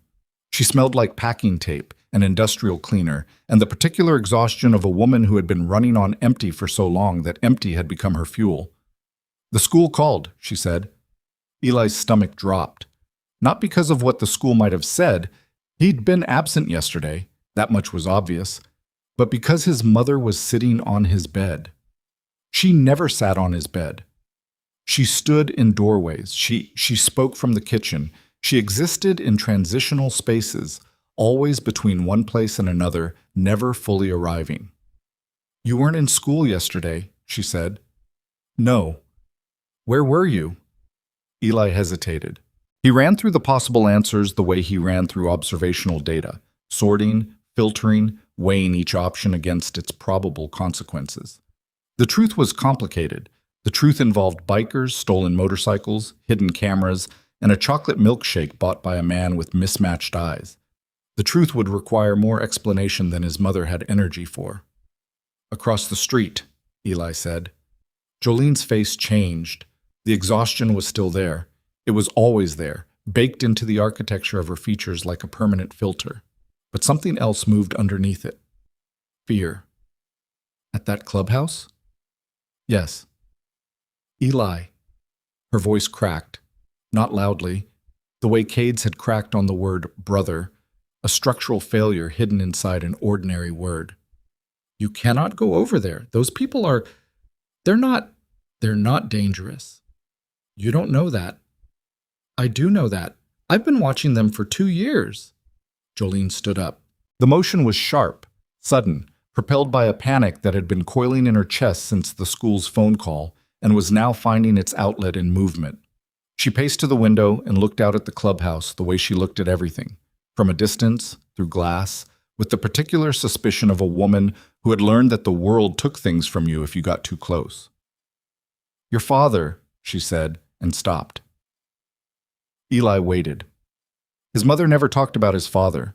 The man existed in their apartment as an absence, a negative space shaped like a person, defined by everything he wasn't rather than anything he'd been. No photographs, no belongings, no name spoken aloud, just the outline he'd left when he walked out the door, a shape that Jolene navigated around every day the way you navigate around a hole in the floor. "Your father ran with a club," Jolene said. Her back was to Eli. Her voice was directed at the window, at the clubhouse, at the iron vulture painted above the door across the street. "Not that one. A different one. Down south. Before you were born." The air in the room changed. Eli felt it. A shifting, a realignment, the sensation of a piece of information snapping into a slot he hadn't known existed. His mother's fear of the clubhouse, her refusal to discuss their neighbors, the way she drew the curtains on Thursday nights when the bikes were lined up and the engines were running. It wasn't ignorance. It wasn't prejudice. It was memory. "What happened?" Eli asked. "He chose them over us," Jolene said, still facing the window, still not looking at her son. "He chose the road and the bikes and the Brotherhood and the leather and the noise. And when I told him he had to choose, his family or his club, he didn't even hesitate." She turned around. Her eyes were dry now, but the damage was visible, etched into the lines around her mouth, buried in the hollows beneath her cheekbones, woven into the gray that had started threading through her hair years ahead of schedule. "I'm not going to watch you walk the same road, Eli.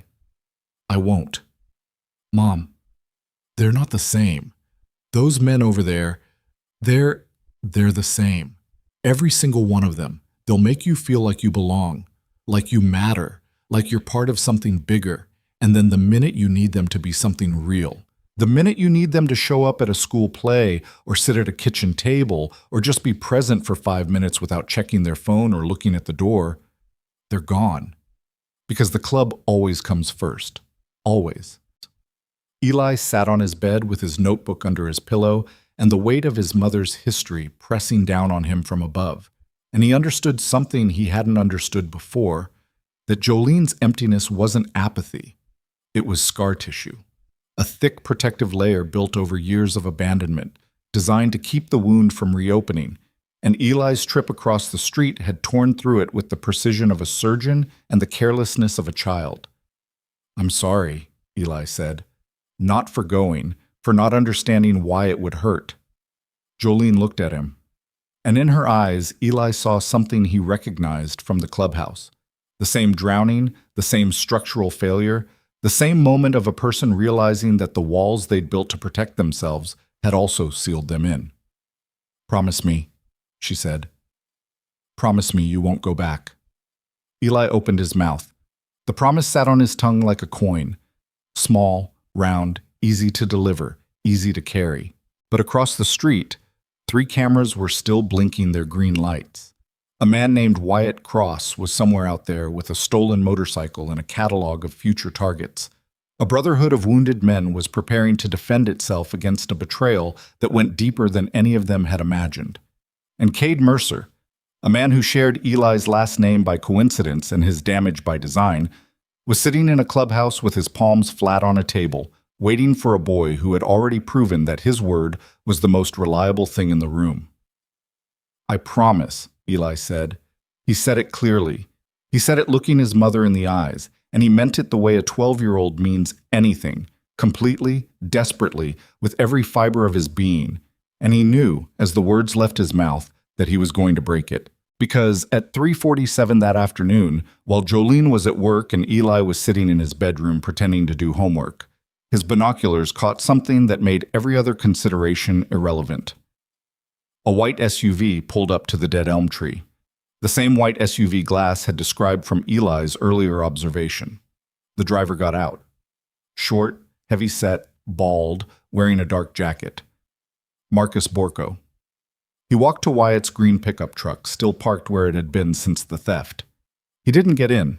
He circled it once, slowly, then stopped at the driver's door and looked. Not at the truck, not at the street, Not at the clubhouse. At Eli's window. The binoculars shook in Eli's hands. His breath stopped. His heart hammered so hard he could feel it in his teeth. Borko was looking directly at the second-floor window of the duplex on Garfield Street. And even across the distance, even through the scratched lenses and the fading afternoon light, Eli could see the expression on the man's face. He wasn't surprised. He wasn't searching. He was confirming. Borko knew. He knew about the boy in the window. He knew who had been watching. And now he was standing on Eli's street, looking at Eli's building, with the calm, measured attention of a man making a decision about what to do with a problem he'd just identified. Eli dropped below the windowsill. His back hit the cold plaster wall. His notebook fell from the bed to the floor with a sound like a heartbeat stopping. And outside, the white SUV's engine idled in the December air, patient, steady, waiting, while Marcus Borko stood beneath the dead elm tree and looked up at the window where the only witness to his operation had just disappeared from view. Eli didn't breathe. His back pressed against the wall beneath the windowsill, knees pulled to his chest, the binoculars clutched in both hands like a weapon he didn't know how to use. His heartbeat filled the room, not in his chest but everywhere, in his skull, in his fingertips, in the floorboards beneath him, a rhythm so loud he was certain Borko could hear it through the glass. He counted to 10. Then he raised himself, slowly, an inch at a time, his cheek grazing the cold plaster, until one eye cleared the bottom edge of the window frame. Borko was gone. The white SUV was still there, engine running, exhaust curling into the frozen air like a question mark. But the sidewalk beneath the dead elm was empty. Wyatt's green pickup sat where it had been for 36 hours, collecting a thin layer of snow on its windshield, and the street was quiet in the way streets are quiet when something is about to happen. Not peaceful, but held. Then Eli heard the downstairs door open, not his aunt's door. The building's front door, the one with the broken lock that his aunt had been asking the landlord to fix since August, the one that anyone could push open with a shoulder. Footsteps. Heavy. Measured. Climbing the stairs. Eli's body made the decision before his mind caught up. He was off the floor and moving, not toward the door but away from it, toward the back of the apartment, through the narrow kitchen where his mother's cold coffee still sat on the counter, to the window above the fire escape. His fingers found the latch. The metal was frozen and wouldn't turn. He wrapped both hands around it and twisted with everything his 12-year-old arms could produce, and the latch screamed in protest and gave way, and the window slid upward 3 inches before jamming in its track. 3 inches. Not enough for his body, barely enough for his voice. The footsteps reached the top of the stairs. They stopped outside the apartment door. Eli heard breathing. Not fast, not panicked. The breathing of a man who was in no hurry because he had already determined that the variable he was managing was a child. A knock. 3 deliberate strikes, patient, almost polite. "Hey, kid." The voice was low, conversational, carrying the false warmth of a man who had practiced making threats sound like invitations. "I just want to talk." Eli's hands were shaking. The binoculars clattered against the window frame, and he shoved them into the pocket of his sweatshirt to silence them. He looked at the 3-inch gap in the window. He looked at the fire escape beyond, rusted, narrow, dropping into the alley behind the building where the dumpsters sat, and the stray cats gathered, and nobody ever went because there was nothing there worth going to. "I know you're in there," Borko said through the door. "I saw your light on. It's okay. I'm a friend of the guys across the street. We just need to straighten something out." Eli didn't answer. He gripped the window frame with both hands and pushed upward with his legs, using the leverage of his entire body weight against the jammed track. The window resisted. His sneakers slipped on the linoleum floor. His shoulders burned. The wood groaned. The doorknob rattled. The window shot up 6 inches. Then 8. Then enough. Eli went through the gap head first, the frame scraping his back through 2 layers of sweatshirt, his hands catching the fire escape railing on the other side. The cold hit him like a slap. 20 degrees, maybe less. The wind cutting through his clothes with surgical precision. He didn't have a coat. He didn't have time. Behind him, inside the apartment, he heard the door give way. Not a crash. A click and a push. The sound of a man who knew his way around cheap locks and didn't need force when skill would do. Eli ran down the fire escape. The metal steps were coated with ice, and his wet sneakers found no traction. He half ran, half slid, catching himself on the railing at each landing, his palms burning against the frozen steel. 2 floors. Then the drop ladder at the bottom, the kind that extends with your weight. And Eli grabbed the top rung and swung himself onto it, and the mechanism released with a shriek that echoed through the alley like a scream. He hit the ground hard. His left ankle twisted on a patch of black ice, and the pain shot up his leg like an electric current. He stumbled, caught himself against a dumpster, and looked up. 2 floors above, Borko's shape appeared in the kitchen window. The man's bald head caught the gray afternoon light, and even from this angle, Eli could see him calculating distance, direction, probability. The calm, mechanical assessment of a man who solved problems for a living. Eli ran. He ran down the alley, limping on the twisted ankle, his breath coming in ragged white bursts that dissolved into the cold before they had time to form. He ran past the dumpsters, past the chain-link fence with the gap at the bottom that the stray cats used, past the vacant lot where broken glass crunched under his sneakers like frozen teeth. He didn't look back. Looking back was a waste of time. The only direction that mattered was forward, and forward meant one thing. Across the street, through the gate, into the clubhouse. He broke the promise in 60 seconds. Eli came through the Iron Vulture's front door at full speed, the momentum carrying him 3 steps past the threshold before his twisted ankle buckled, and he went down on the concrete floor in a heap of frozen limbs and gasping breath. The fall knocked the binoculars from his pocket. They skittered across the floor and stopped against a table leg, cracked lenses facing the ceiling. The room exploded into motion. Dill was at the door first, then Spur, rising from a chair with a speed that contradicted his size. Then Hatchet, then 2 men Eli didn't know by name, all converging on the entrance with the organized urgency of men who had trained themselves to respond to disruption as a unit rather than as individuals. Kid, hey, kid. Dill's hands were on Eli's shoulders, trying to lift him. What happened? Are you hurt? Borko?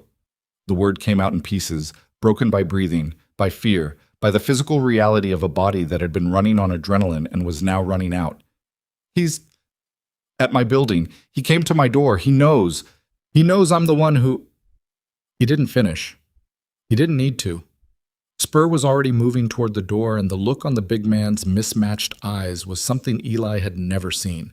Not anger, not panic, but a cold, focused intensity that rearranged his entire face into the architecture of a man who had spent years in places where hesitation was measured in body counts. Dill, lock the gate. Hatchet, call Deacon. Now. Deacon's at Roach's place. They're working on the signal trace. Then get him here. Tell him the kid's compromised.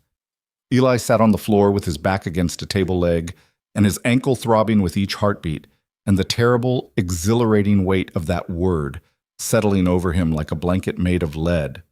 Compromised. The same word Deacon had used about the clubhouse.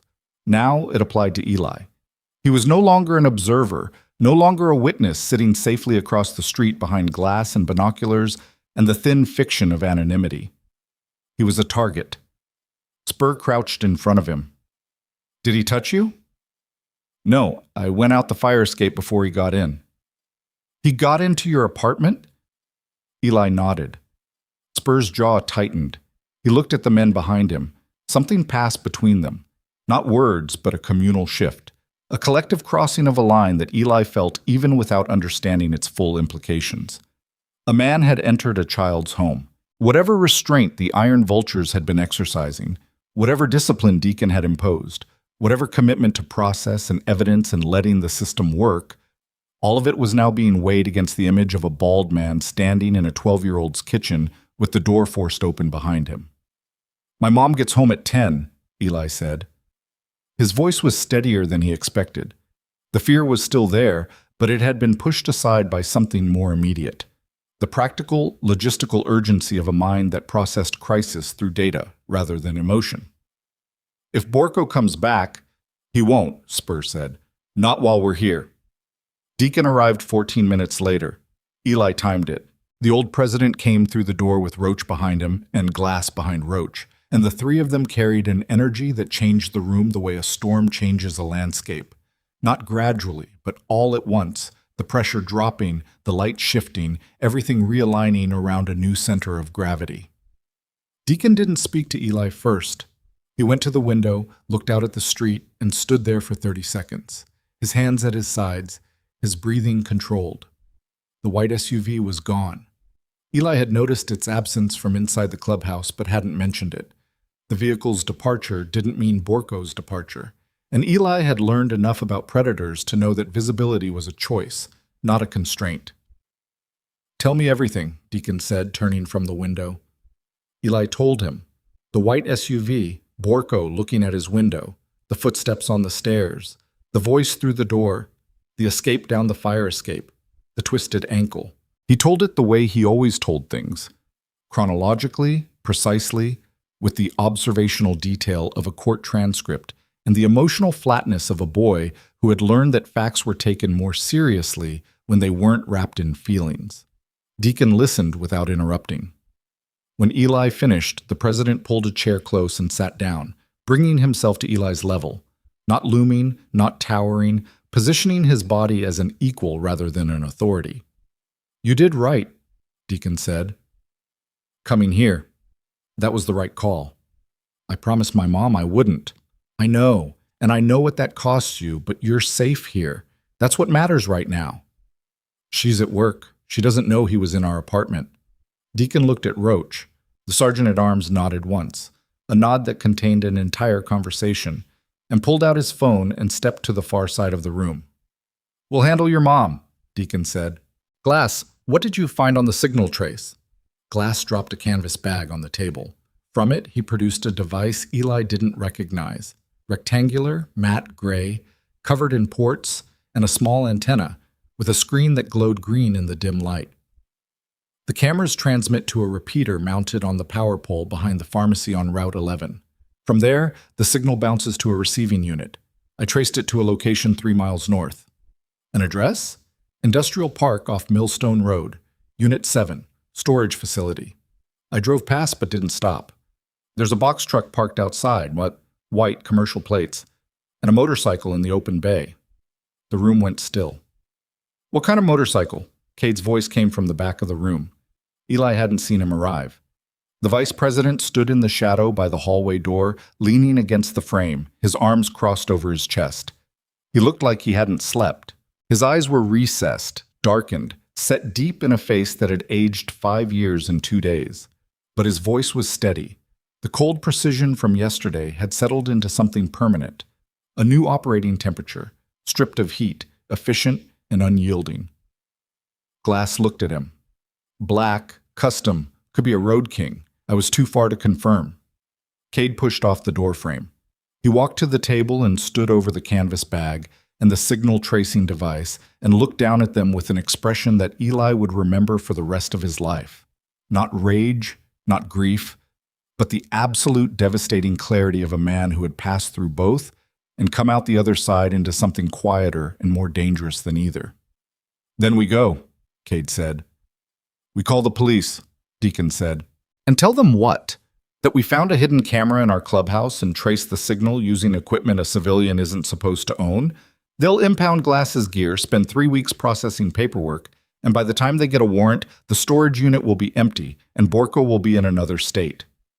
"Cade, this man came to a child's home." Cade's voice didn't rise. It descended, lower, denser, compressed into a frequency that vibrated in the floor. He climbed the stairs and broke the lock and stood outside a 12-year-old's bedroom door. In what world do we call the police and wait? The question hung in the air. Eli watched it land on each man differently. Dill by the door shifting his weight, his young face caught between the prospect's obligation to follow orders and the human impulse to act. Hatchet, with his gravel voice and his bitten nails, nodding slowly, the nod of a man who had stopped believing in systems long before this conversation. Spur by the window, his mismatched eyes moving between Deacon and Cade, weighing authority against necessity. Deacon stood. He was shorter than Cade by 2 inches, but wider by a foot, and when the two men faced each other across the table, the tension between them was architectural. Two load-bearing structures pushing against each other, neither willing to give. The building they'd constructed together groaning under the strain. We go to the storage unit, Deacon said slowly. We confirm the bike. We document everything. Photographs, video, GPS coordinates. And then we call the police with evidence they can't ignore and a location they can act on immediately. We don't touch Wyatt. We don't touch Borko. We get the proof and we let the law finish it. And if they're there when we arrive, then we hold, we watch, we wait. The same way that kid across the street watched and waited until he had enough to walk through our door. We do it his way. Deacon looked at Eli. The boy on the floor with the swollen ankle and the cracked binoculars and the notebook under a pillow in an apartment that was no longer safe. The boy whose way, watching, recording, telling the truth to people who didn't want to hear it, had brought them here. Cade followed Deacon's gaze. Something moved behind his eyes, a tectonic shift, plates of anger and grief and guilt, sliding against each other and settling, not comfortably, but into a configuration that could hold weight. His way, Cade said. The words came out rough, scraped against the inside of his throat like gravel through a pipe. But he said them, and Eli heard in those two syllables something that no adult had ever given him before. The acknowledgement that his way, the quiet way, the watching way, the way of a boy who had been invisible for 12 years, was not just valid, but valuable, worth following, worth fighting for. Roach glass spur G. With me, Deacon said. Cade, you ride with Roach. Hatchet, you stay here with the kid. Nobody in or out until we call. I'm going, Cade said. I know you are. That's why you're riding with Roach, because Roach will stop you from doing something you can't undo. Cade and Roach exchanged a look that carried 15 years of brotherhood in a single glance. The mutual recognition of two men who had kept each other from the edge more times than either could count, who understood that the function of a brother was not to agree, but to hold. Move, Deacon said. They moved. 4 men through the side door into the December darkness. Eli heard the engine start. 1, 2, 3, 4. Each Harley adding its voice to a chord that vibrated through the walls and the floor and the folding chair where Eli sat with his ankle wrapped in a bag of frozen peas that Hatchet had found in the clubhouse's ancient refrigerator. The sound built, layered, until the vibration wasn't something Eli heard, but something he felt, in his teeth, in his ribs, in the damaged cartilage of his twisted ankle. Then the engines rolled, one after another, out of the parking lot and down Garfield Street, their headlights cutting twin lines through the falling snow. Hatchet sat across from Eli at the table. The wiry man lit a cigarette and smoked it without speaking, his nicotine-stained fingers holding the cigarette in a manner that suggested the act was less habit than ritual. A structured interval of silence within an unstructured world. The smoke curled upward toward the water-stained ceiling tiles, joining the layers already deposited there by years of men sitting in this room, processing things they couldn't say out loud. "You okay?" Hatchet asked after the cigarette was half gone. "My ankle hurts." "I meant the other kind of okay." Eli considered this. The other kind of okay. The kind that had nothing to do with bones and tendons and everything to do with the fact that a grown man had broken into his home and stood outside his door and said, "I just want to talk," in a voice that meant the opposite. "I don't know," Eli said. Hatchet nodded. He finished the cigarette, crushed it in the tin can on the table, and immediately lit another. "That's the right answer. Anybody who's okay after what you went through is either lying or broken in a way that doesn't show." They sat in silence.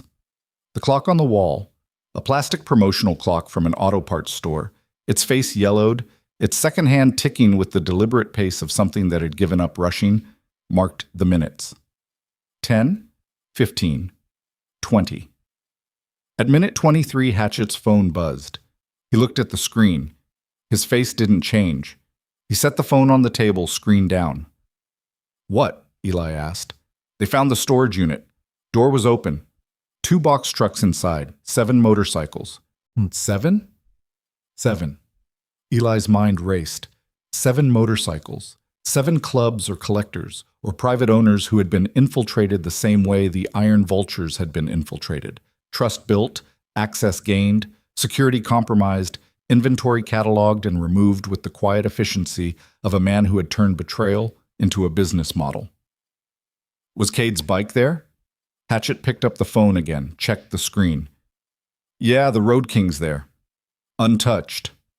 Something released in Eli's chest, a pressure he hadn't realized he'd been carrying, the weight of possibility, the chance that the bike had already been sold or dismantled or shipped to some buyer 3 states away and that Cade would never see it again. The Road King was there. The last thing Cade had built with his own hands, still whole. What about Wyatt? Borko? Hatchet didn't answer immediately. He smoked his cigarette, looked at the phone, looked at Eli. The hesitation was uncharacteristic. Hatchet struck Eli as a man who dealt in direct statements the way mechanics dealt in torque specifications, with precision and without embellishment. Borko's there, Hatchet said finally. In the unit, working on one of the trucks. And Wyatt? Hatchet's jaw tightened. He crushed the second cigarette. Not there. But his stuff is. Clothes, bags, a laptop. Looks like he's been using the storage unit as a base. So he's coming back. Looks that way. Eli's ankle throbbed. The frozen peas had gone soft, leaking condensation through the plastic bag and onto his jeans, creating a cold, wet patch that spread across his knee like a stain. He shifted the bag and winced, and the pain sent a bright, clarifying signal through his nervous system that cut through the fear and the fatigue and the residual adrenaline of the fire escape. They're waiting for him, Eli said. Not a question. Hatchet looked at him. Deacon called the cops. Anonymous tip. Storage unit address, description of stolen property, number of vehicles. The police are on their way. And the bikers? Holding position, watching from the road, making sure Borko doesn't leave before the law arrives. Eli closed his eyes. Behind his lids, he saw the sequence unfolding. 4 Harleys parked in the darkness a block from the industrial park, their engines off, their riders sitting in the cold with their collars turned up and their breath clouding the air, watching the open bay of Unit 7 the way Eli had watched the clubhouse for 2 years, from a distance, with patience, without the satisfaction of action, but with the discipline of men who understood that the right outcome sometimes required the hardest thing of all, the willingness to stand still while everything inside you screamed to move, his way. They were doing it his way. The phone buzzed again. Hatchet read the message. This time his face changed. The weathered lines around his mouth deepened, and his nicotine-stained fingers tightened on the phone until the plastic case creaked. What? Eli asked. Hatchet set the phone down. He looked at Eli with an expression the boy recognized from years of reading faces. The expression of a man who was about to deliver information that would change the shape of everything that came after. Wyatt showed up, Hatchet said. 2 minutes ago. Drove in from the south in a rental car, parked right next to the unit. He's inside now, with Borko. Eli's heart rate spiked. He felt it in his throat, in his temples, in the damaged ankle that had started throbbing in time with his pulse. The police? 7 minutes out. 7 minutes. An eternity measured in heartbeats and idling engines and 4 bikers sitting in the frozen dark, watching the 2 men who had gutted their Brotherhood from the inside unload stolen motorcycles under fluorescent lights. Cade? Eli whispered. Hatchet didn't answer. He didn't need to. The silence said everything. That somewhere in the darkness outside a storage facility 3 miles north, a combat veteran with empty hands and a full heart was sitting on the back of a borrowed Harley, staring at the man who had carried him across a kill zone and then used that debt to steal everything he had. 7 minutes. Eli counted every second. At minute 3, the phone buzzed. Hatchet read it. His face went gray. Cade got off the bike. What? He got off Roach's bike.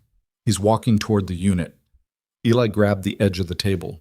Deacon said, hold. He said, I know what Deacon said. Hatchet was already standing, already moving toward the door, his body responding to information his mind was still processing. Roach went after him. Deacon and Glass are holding the perimeter. The police are 4 minutes out. 4 minutes. And Cade Mercer was walking through the snow toward a lit storage bay where 2 men and 7 stolen motorcycles waited. And Eli knew with the absolute bone-level certainty of a boy who had spent his entire life watching people, that Cade wasn't walking toward confrontation.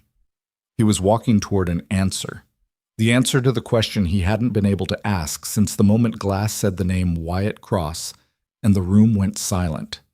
Not why, not how, but the question underneath those questions, the one that had been burning in Cade's chest since a desert road and a burning vehicle and 60 yards of open ground under fire. Did any of it mean anything? The rescue, the bond, the years between then and now. Was any of it real, or had Wyatt Cross been performing Brotherhood the way a con man performed sincerity, with enough skill to fool everyone, including the man who owed him his life? Eli sat in the clubhouse with his swollen ankle and his cracked binoculars and his broken promise, and waited for the phone to tell him what happened when a man who had been betrayed by everything he believed in walked into a room and asked the only question that mattered. The phone didn't buzz for 2 minutes. Those 2 minutes were the longest Eli had ever experienced. He counted each second, 120 of them, and each one carried the weight of everything he didn't know. Whether Cade had reached the bay, whether Wyatt had seen him coming, whether Roach had caught up, whether the police sirens were audible yet over the wind and the snow and the silence of an industrial park at night. Then the phone lit up. Not a buzz, a call. Hatchet answered, listened for 10 seconds, and the transformation that crossed his face was something Eli would carry in his memory, like a photograph. The sudden, violent release of tension, the muscles around his eyes and mouth letting go all at once, the exhale that came from somewhere deeper than his lungs. "They got them," Hatchet said. Eli's hands unclenched. He hadn't realized they'd been clenched. Police rolled in just as Cade reached the bay. Roach was 10 steps behind him. The cops found Borko and Wyatt standing next to 7 motorcycles with serial numbers that matched theft reports from 4 states. Borko tried to run, didn't get far. Ice in the parking lot. Went down hard. And Wyatt? Hatchet paused. He held the phone against his chest. Wyatt didn't run. He saw Cade and he just stopped. Stood there. The cops had to walk around both of them to get to the bikes because neither one moved. Did Cade say anything to him? Roach says Cade looked at him for about 15 seconds, didn't speak. Then the cops stepped in, and it was over. 15 seconds. Eli tried to imagine them. 2 men standing face to face in the fluorescent light of a storage bay, surrounded by stolen motorcycles and falling snow and the approaching wail of sirens, and between them the entire weight of a shared history that one of them had honored and the other had weaponized. 15 seconds of silence that said more than any conversation could have carried. Eli leaned back in his chair. The frozen peas had melted completely, soaking through the bag and pooling on the floor beneath the table. His ankle had swollen to the size of a grapefruit. His hands were raw from the fire escape. His back was scraped where the window frame had bitten through his sweatshirts, but his eyes were clear, and his breathing was steady. And when Hatchet looked at him across the table with the phone still pressed against his chest and the cigarette smoke still hanging in the air between them, the wiry biker saw something on the 12-year-old's face that he hadn't expected. Not relief, not triumph. Not the uncomplicated satisfaction of a child who had been proven right. Sadness. The quiet, bone-deep sadness of a boy who understood, because understanding was the only thing he'd ever been good at. That justice and healing were not the same thing. That the police had arrested 2 men and recovered 7 motorcycles and closed a theft ring that spanned 4 states, and none of it would undo the damage. Not for the clubs that had been infiltrated. Not for the collectors who had lost machines they'd spent years building.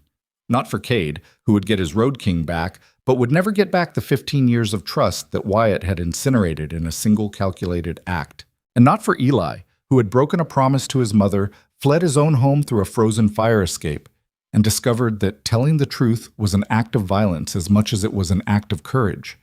That the truth didn't just reveal damage, it created new damage, and the only honest response to that was grief. "You did good, kid," Hatchet said quietly.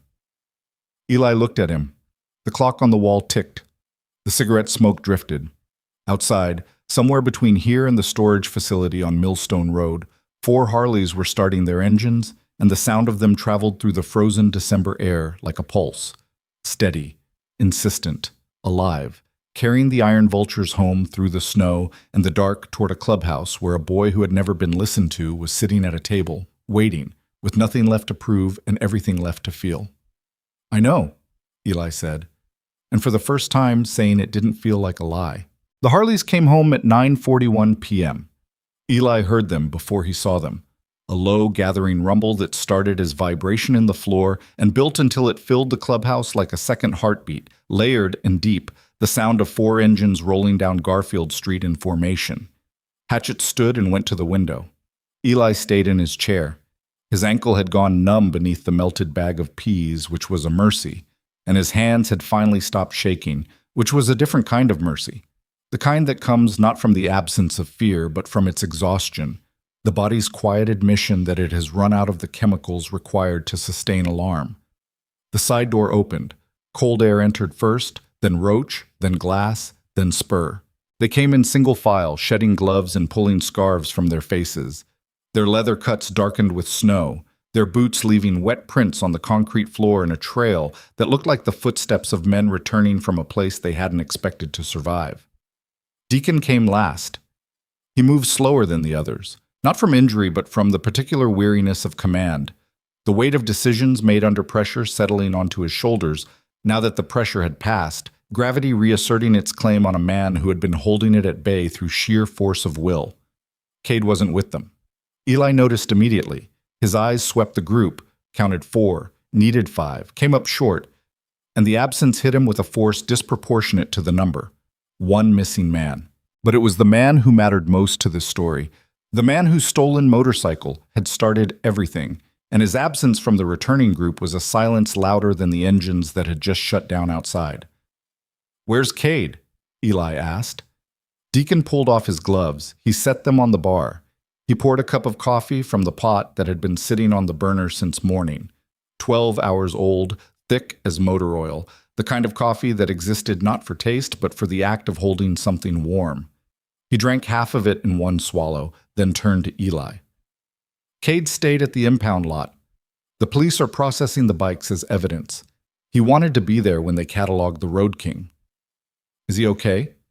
Deacon considered the question with the same seriousness he brought to everything, not rushing past it, not softening it, giving the words the weight they deserved. "No," Deacon said. "He's not okay. He won't be okay for a while, but he's standing, and right now, standing is enough." Glass dropped into a chair at the table and began disassembling his signal tracing equipment with the methodical care of a man putting tools away for what he hoped would be the last time. His hands moved with precision, disconnecting cables, wrapping antennas, securing the matte gray box in its canvas bag. And Eli watched him the way he watched everything, cataloging the movements, reading the story they told. Glass's hands were steady. Whatever had been shaking in them earlier was gone, replaced by the calm that comes after crisis, the particular stillness of a body that has burned through its reserves and found something quieter underneath. "Kid needs a doctor for that ankle," Spur said from the doorway. He hadn't fully entered the room. He stood with one boot inside and one on the step outside, as if he wasn't ready to commit to being indoors, as if part of him was still at the storage facility, still watching, still waiting for a threat that had already been neutralized. "I'm fine," Eli said. "You're 12 and you can't walk. That's not fine in any language." Roach pulled out his phone. "I'll call the urgent care on Route 11. They're open until 11. "My mom," Eli said. The words came out with a weight that surprised him.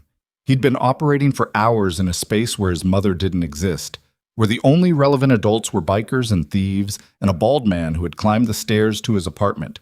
And now, as the adrenaline receded and the reality of what had happened began to solidify around him, Jolene's face surfaced in his mind with a clarity that hurt more than the ankle. She would be home in 19 minutes. She would find the apartment door forced open, the kitchen window shoved up, her son gone. And she would experience, in the space between those discoveries, every fear she had ever carried about men and motorcycles and the road and the club and the husband who had chosen leather over family.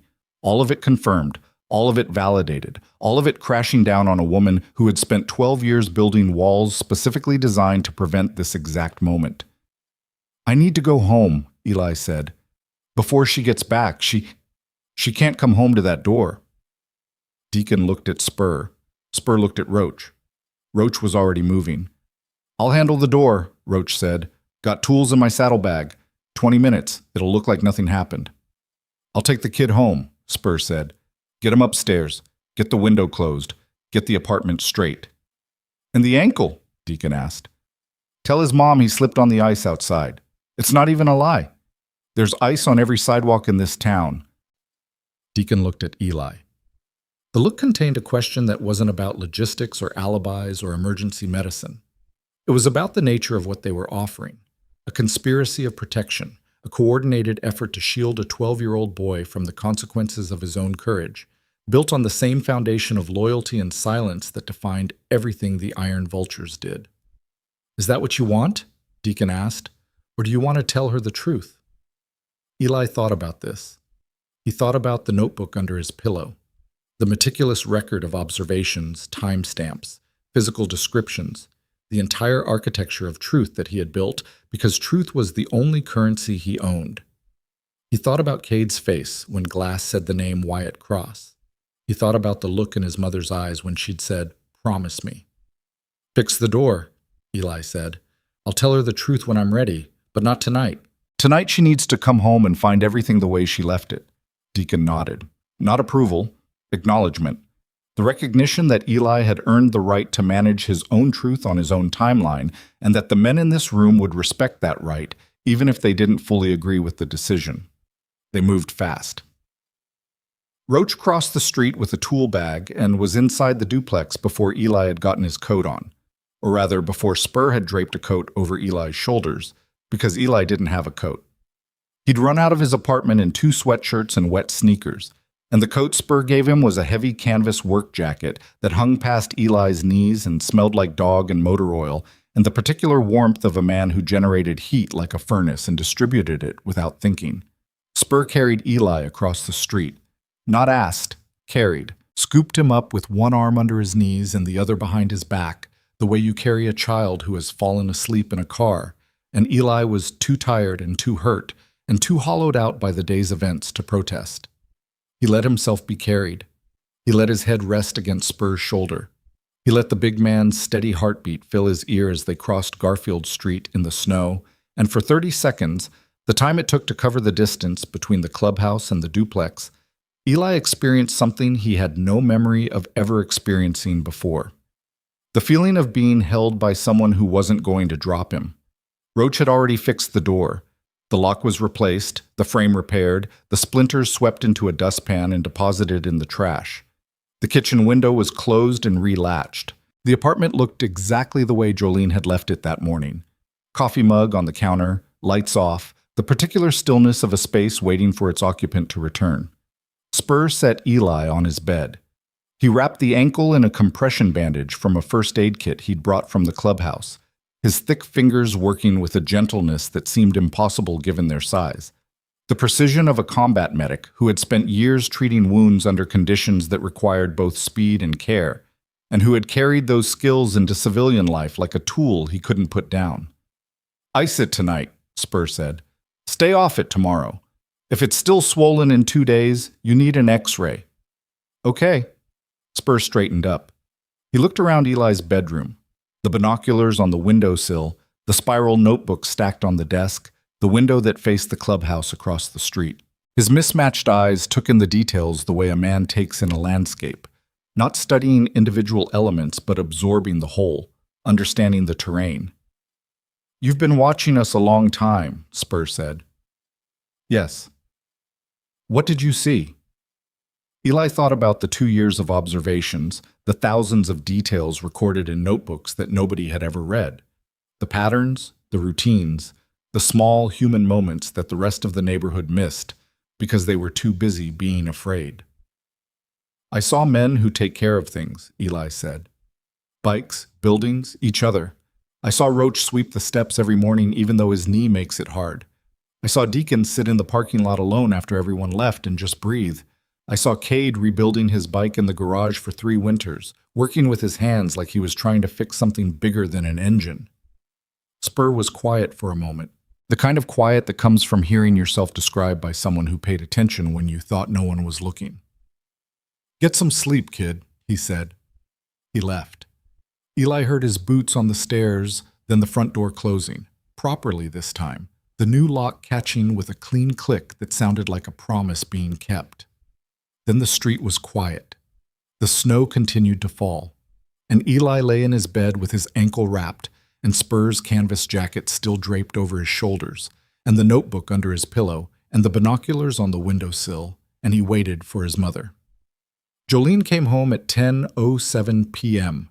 Eli heard her key in the lock, the new lock, which she wouldn't notice because Roach had matched the hardware, and her footsteps in the hallway, and the sound of her coat being hung on the hook by the door, and the click of the kitchen light, and then silence. The silence of a woman standing in her kitchen, holding still, reading the room the way prey animals read a clearing, checking for disturbance, for anomaly, for the subtle signs that something had entered and left. She found nothing. Roach's work was precise. The apartment was exactly as she'd left it, minus the 12-year-old boy in the bed who was pretending to be asleep. Jolene came to his doorway. She stood there for a long time. Eli kept his eyes closed, his breathing measured, performing sleep with the same attention to detail he brought to everything. He heard her breathing. He heard the particular quality of her silence. Not empty, not hostile, but searching. The silence of a mother standing over her child in the dark, looking for damage she couldn't name. She went to bed. The apartment settled into its nighttime sounds, the heating vents ticking, the refrigerator humming, his aunt's television murmuring through the floor. Eli opened his eyes. Through the window, the clubhouse was dark. The parking lot was empty except for the row of Harleys along the east wall, chrome catching the sodium light, their shapes familiar and strange at the same time. The same motorcycles Eli had cataloged 100 times, but different now, because Eli was different now. And the distance between his window and the building across the street had collapsed into something that could never be reestablished. He slept. Not well, but deeply. The sleep of a body that had used everything it had and needed time in the dark to rebuild. 3 days passed. On the first day, Eli stayed home from school with his ankle elevated on a pillow and his mother hovering in the doorway before work, her face tight with the particular anxiety of a woman who sensed something she couldn't identify. She brought him soup from a can and crackers from a box, and the small portable television from the kitchen, and she stood in the doorway too long, looking at him before she left. Eli watched her go and felt the weight of the truth he was carrying settle deeper into his chest, compressing against his ribs like something growing roots. On the second day, the swelling in his ankle went down. He could walk on it, carefully, with a limp that would take another week to disappear. He sat at his window and watched the clubhouse. The garage door stayed closed. The cameras, he assumed, were still running, still blinking their green lights in an empty garage, transmitting images of nothing to a server that would never be checked again, because the men who had built the operation were in county lockup waiting for arraignment. On the third day, Eli was sitting at the kitchen table eating cereal when someone knocked on the front door. Not the way Borko had knocked. Deliberate, predatory, loaded with false warmth. This was different. 2 knocks, light, almost apologetic. Eli opened the door. Cade Mercer stood on the landing. He looked like a man who had walked through a fire and come out the other side. Not unburned, but alive. The damage visible in the new lines around his eyes and the deeper set of his jaw, and the way he held his shoulders slightly lowered, the posture of someone who had set down something heavy and hadn't yet adjusted to the absence of its weight. He was holding a box. "Can I come in?" Cade asked. Eli stepped aside. Cade entered the apartment the way he entered every room, carefully, reading the space, cataloging the exits. His eyes moved across the kitchen, the hallway, the window above the fire escape that Eli had climbed through 3 days ago. He didn't comment on any of it. He set the box on the kitchen table next to Eli's cereal bowl and stood with his hands at his sides. "I owe you something," Cade said. Eli looked at the box. It was a shoebox, set old, creased, the brand name faded but still legible on the side. "Open it," Cade said. Eli lifted the lid. Inside, sitting on a bed of tissue paper, was a pair of binoculars. Not new, not the kind you'd buy at a sporting goods store, with a credit card and a gift receipt. These were quality optics, heavy in the hand, the rubber grip worn smooth by years of use but the lenses clear and sharp, the focusing ring turning with a precision that made Eli's breath catch. Military specification. The kind of glass that turned distance into detail and made the invisible visible. Those got me through 2 tours, Cade said. Carried them in every vehicle, every patrol, every night watch. They're the only piece of equipment I brought home that I didn't want to burn. Eli held the binoculars. They were warm from Cade's hands. The weight of them was different from his grandfather's pair. Heavier, denser. The weight of something built to survive conditions that would destroy anything less. I can't take these, Eli said. You already did. The moment you looked through those cracked lenses and saw what none of us could see, you earned them. I'm just making it official. Eli raised the binoculars to his eyes. The apartment kitchen jumped into focus. The coffee mug on the counter, the clock on the wall, the crack in the ceiling that his aunt had been complaining about since July. Every detail rendered with a clarity that felt almost violent, as if the world had been slightly out of focus his entire life, and he was seeing it properly for the first time. He lowered them. Cade was watching him with an expression that Eli recognized but had never experienced from this direction. The look of a man watching someone receive something they deserved. The particular satisfaction of a debt being paid not in currency, but in recognition. "How's the ankle?" Cade asked. "Better? I can walk on it." "Good." Cade paused. He looked at the kitchen. The cold coffee, the dim light, the particular emptiness of a space inhabited by people who had learned to take up as little room as possible. "Your mom home?" "At work." Cade nodded. He reached into his jacket pocket and produced a folded piece of paper. He set it on the table next to the shoebox. "That's my number. Deacon's number. Roaches. Spurs. If anyone comes to this door, anyone, you call. Day or night. Doesn't matter. Borko's in jail.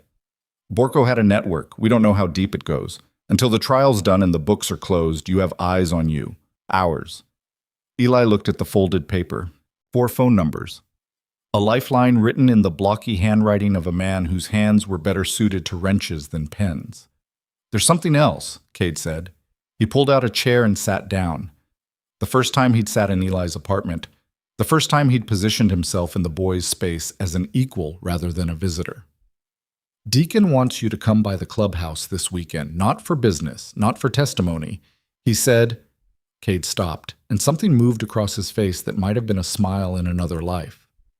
"He said the kid who ran surveillance on us for 2 years has earned the right to see the place with the lights on."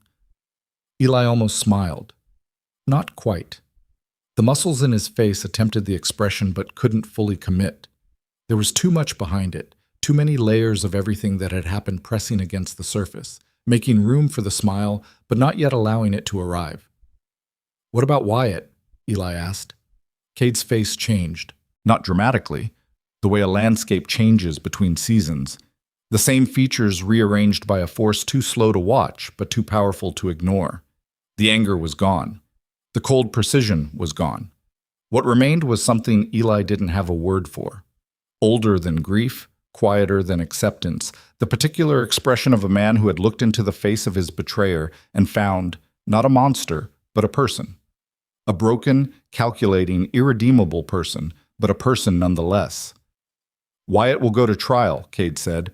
"The DA is charging him and Borko with organized theft, breaking and entering, interstate transport of stolen property.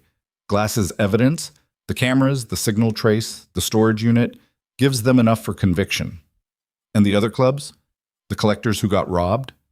The police are contacting them. 7 bikes recovered. 7 owners who'll get their property back." Cade paused. Because a kid with broken binoculars decided that what he saw mattered. He stood up. He moved toward the door, then stopped. His hand rested on the doorframe. The same gesture Eli had seen his mother make 1,000 times, standing in transitional spaces, hovering between arrival and departure. But Cade's version was different. He wasn't hovering. He was deciding. "Your mom," Cade said. "When you're ready to tell her. If you want me there, I'll be there." "Why?" "Because she needs to hear it from someone who understands what this world is, not the version she's afraid of. The real one. She was married to a biker. She knows the real one. She knows her version. That's not the same thing. Cade looked at Eli. And in the look was something Eli would spend years unpacking. The acknowledgement that Jolene's fear was real and valid and earned through suffering, and that the Iron Vulture's reality was also real and valid and earned through suffering, and that those two truths existed simultaneously without canceling each other out, and that the only bridge between them was honesty, applied with patience, over time. Think about it, Cade said. He left, his boots on the stairs, the front door closing, the new lock clicking. Then silence, and Eli sitting alone at the kitchen table with a pair of military binoculars and a piece of paper with 4 phone numbers and a bowl of cereal going soggy and milk that had gone warm. That Saturday, Eli crossed Garfield Street for the 3rd time. This time he wasn't carrying a notebook full of evidence. This time he wasn't running from a man who'd broken into his home. This time he walked, slowly, still limping, wearing Spur's canvas jacket because his mother hadn't bought him a new coat yet, and the jacket fit him like a tent but kept the wind out, which was all any coat needed to do. The gate was open. Dill stood beside it, and when Eli approached, the prospect did something Eli didn't expect. He stepped aside and nodded, a small, formal gesture of acknowledgement that carried more weight than any greeting could have. The clubhouse was different in daylight, with the lights on and the door open. Warmer.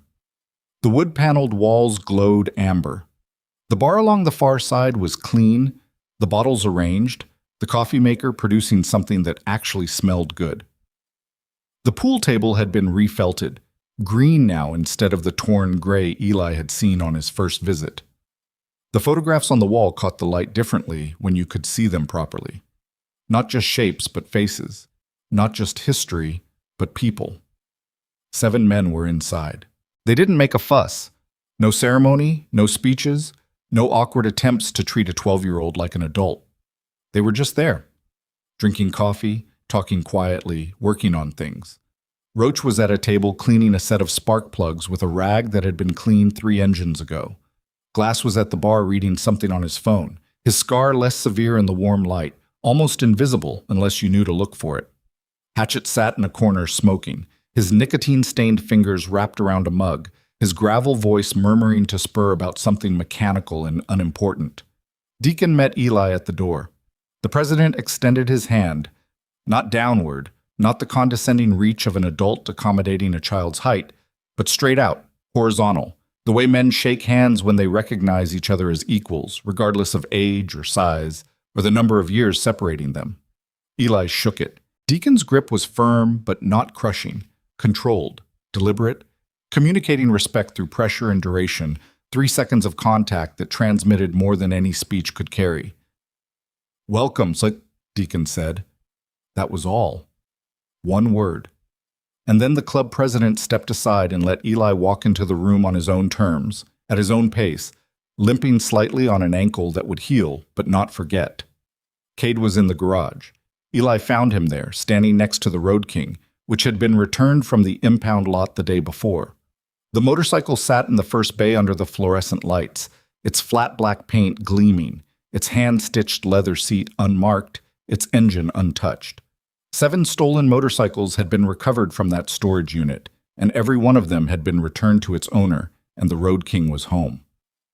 Cade was running his hand along the gas tank, not checking for damage, touching.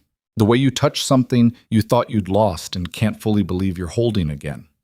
His fingers moved over the metal with the careful reverence of a man relearning the shape of something that had been part of him so long it had become invisible, and losing it had made it visible again, and now every curve and weld and imperfection was precious in a way it hadn't been before. "She's okay," Cade said without looking up. "I know. Not a scratch. I know." Cade straightened up. He looked at Eli, and then he did something Eli had never seen him do in 2 years of watching through binoculars. He smiled. Not a big smile. Not the kind that rearranges a face or lights up a room. A small, damaged smile. The smile of a man who had been to the bottom and found, not hope exactly, but the raw material from which hope could eventually be reconstructed. "Come on," Cade said. "Spur brought donuts. If you don't get in there soon, Roach will eat every last one." They walked back into the clubhouse together. Cade shortened his stride to match Eli's limp, and neither of them mentioned it. And the gesture was so small and so automatic that it could have been mistaken for coincidence by anyone who wasn't paying attention. But Eli was always paying attention, and he recognized in that adjusted stride the fundamental grammar of the iron vultures, the language of men who protected not through declarations or grand gestures, but through the accumulation of small, consistent, almost invisible acts of care. Eli ate a donut. He sat at the table with 7 men who wore leather cuts and carried scars and drank bad coffee and spoke in the shorthand of people who had earned the right to leave words out. Nobody asked him to perform gratitude. Nobody made him retell the story. Nobody treated him as a mascot or a curiosity or a project. They treated him as someone who was there, present, counted, seen. Glass handed Eli a cup of hot chocolate, made the same way as before. Too much powder, not enough water, slightly gritty, exactly right. Deacon reached under the bar and produced something flat and dark. He set it on the table in front of Eli. A cap. Black, embroidered, the iron vulture's sigil stitched across the front. The vulture with its wings spread, its talons gripping something invisible. Its eyes that Eli now understood weren't empty, but watchful. Not a patch, Deacon said. Not membership, not a promise of anything you're not ready for. Then what is it? Proof. That you were here. That you mattered.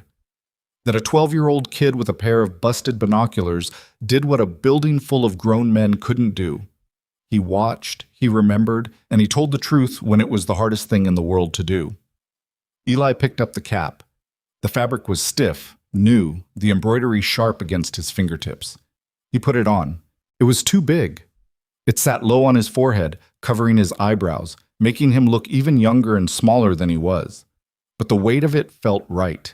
The weight of something given, not earned through suffering, but through the stubborn, relentless act of paying attention in a world that rewarded looking away. He adjusted the brim. He looked up. 7 faces looked back at him. Not smiling, not solemn, present. The particular expression of men who had been through enough to know that the most important moments don't announce themselves, they just arrive, quiet and unadorned, and the only appropriate response is to be there when they do. Later, when Eli walked home across Garfield Street with the cap on his head, and the new binoculars in Spur's jacket pocket, and the sound of Harley engines idling behind him, not revving, not roaring, just idling, the mechanical equivalent of a heartbeat at rest, he stopped on the sidewalk in front of his duplex and turned around. The clubhouse sat across the street the way it always had. Low-slung, rusted roof, the hand-painted vulture above the door bleeding into the wood. The parking lot was full.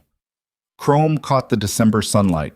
Smoke rose from inside. Cigarette smoke, coffee steam, the accumulated warmth of men occupying a space they had built because nobody else had built one for them.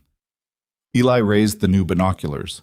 The military optics turned the world into something crystalline, every detail sharp, every shadow defined, the distance between here and there collapsing into something that felt less like space and more like connection. Through the lenses, he could see the window of the clubhouse, and through the window, he could see Cade, sitting at the table with his palms flat on the surface, fingers spread, holding himself in place. But the posture was different now. Not containment, not compression, not a man keeping himself from flying apart. Rest. A man at rest. Eli lowered the binoculars. He went inside.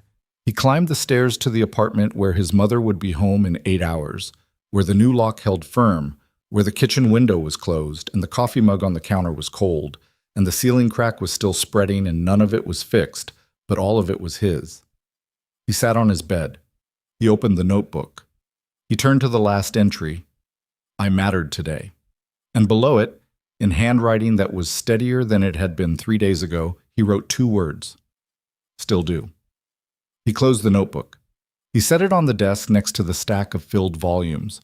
2 years of observations, thousands of details. The entire record of a boy who had survived invisibility by turning it into a skill, and then, when the moment demanded it, had traded that invisibility for something harder and more frightening and infinitely more valuable. A voice.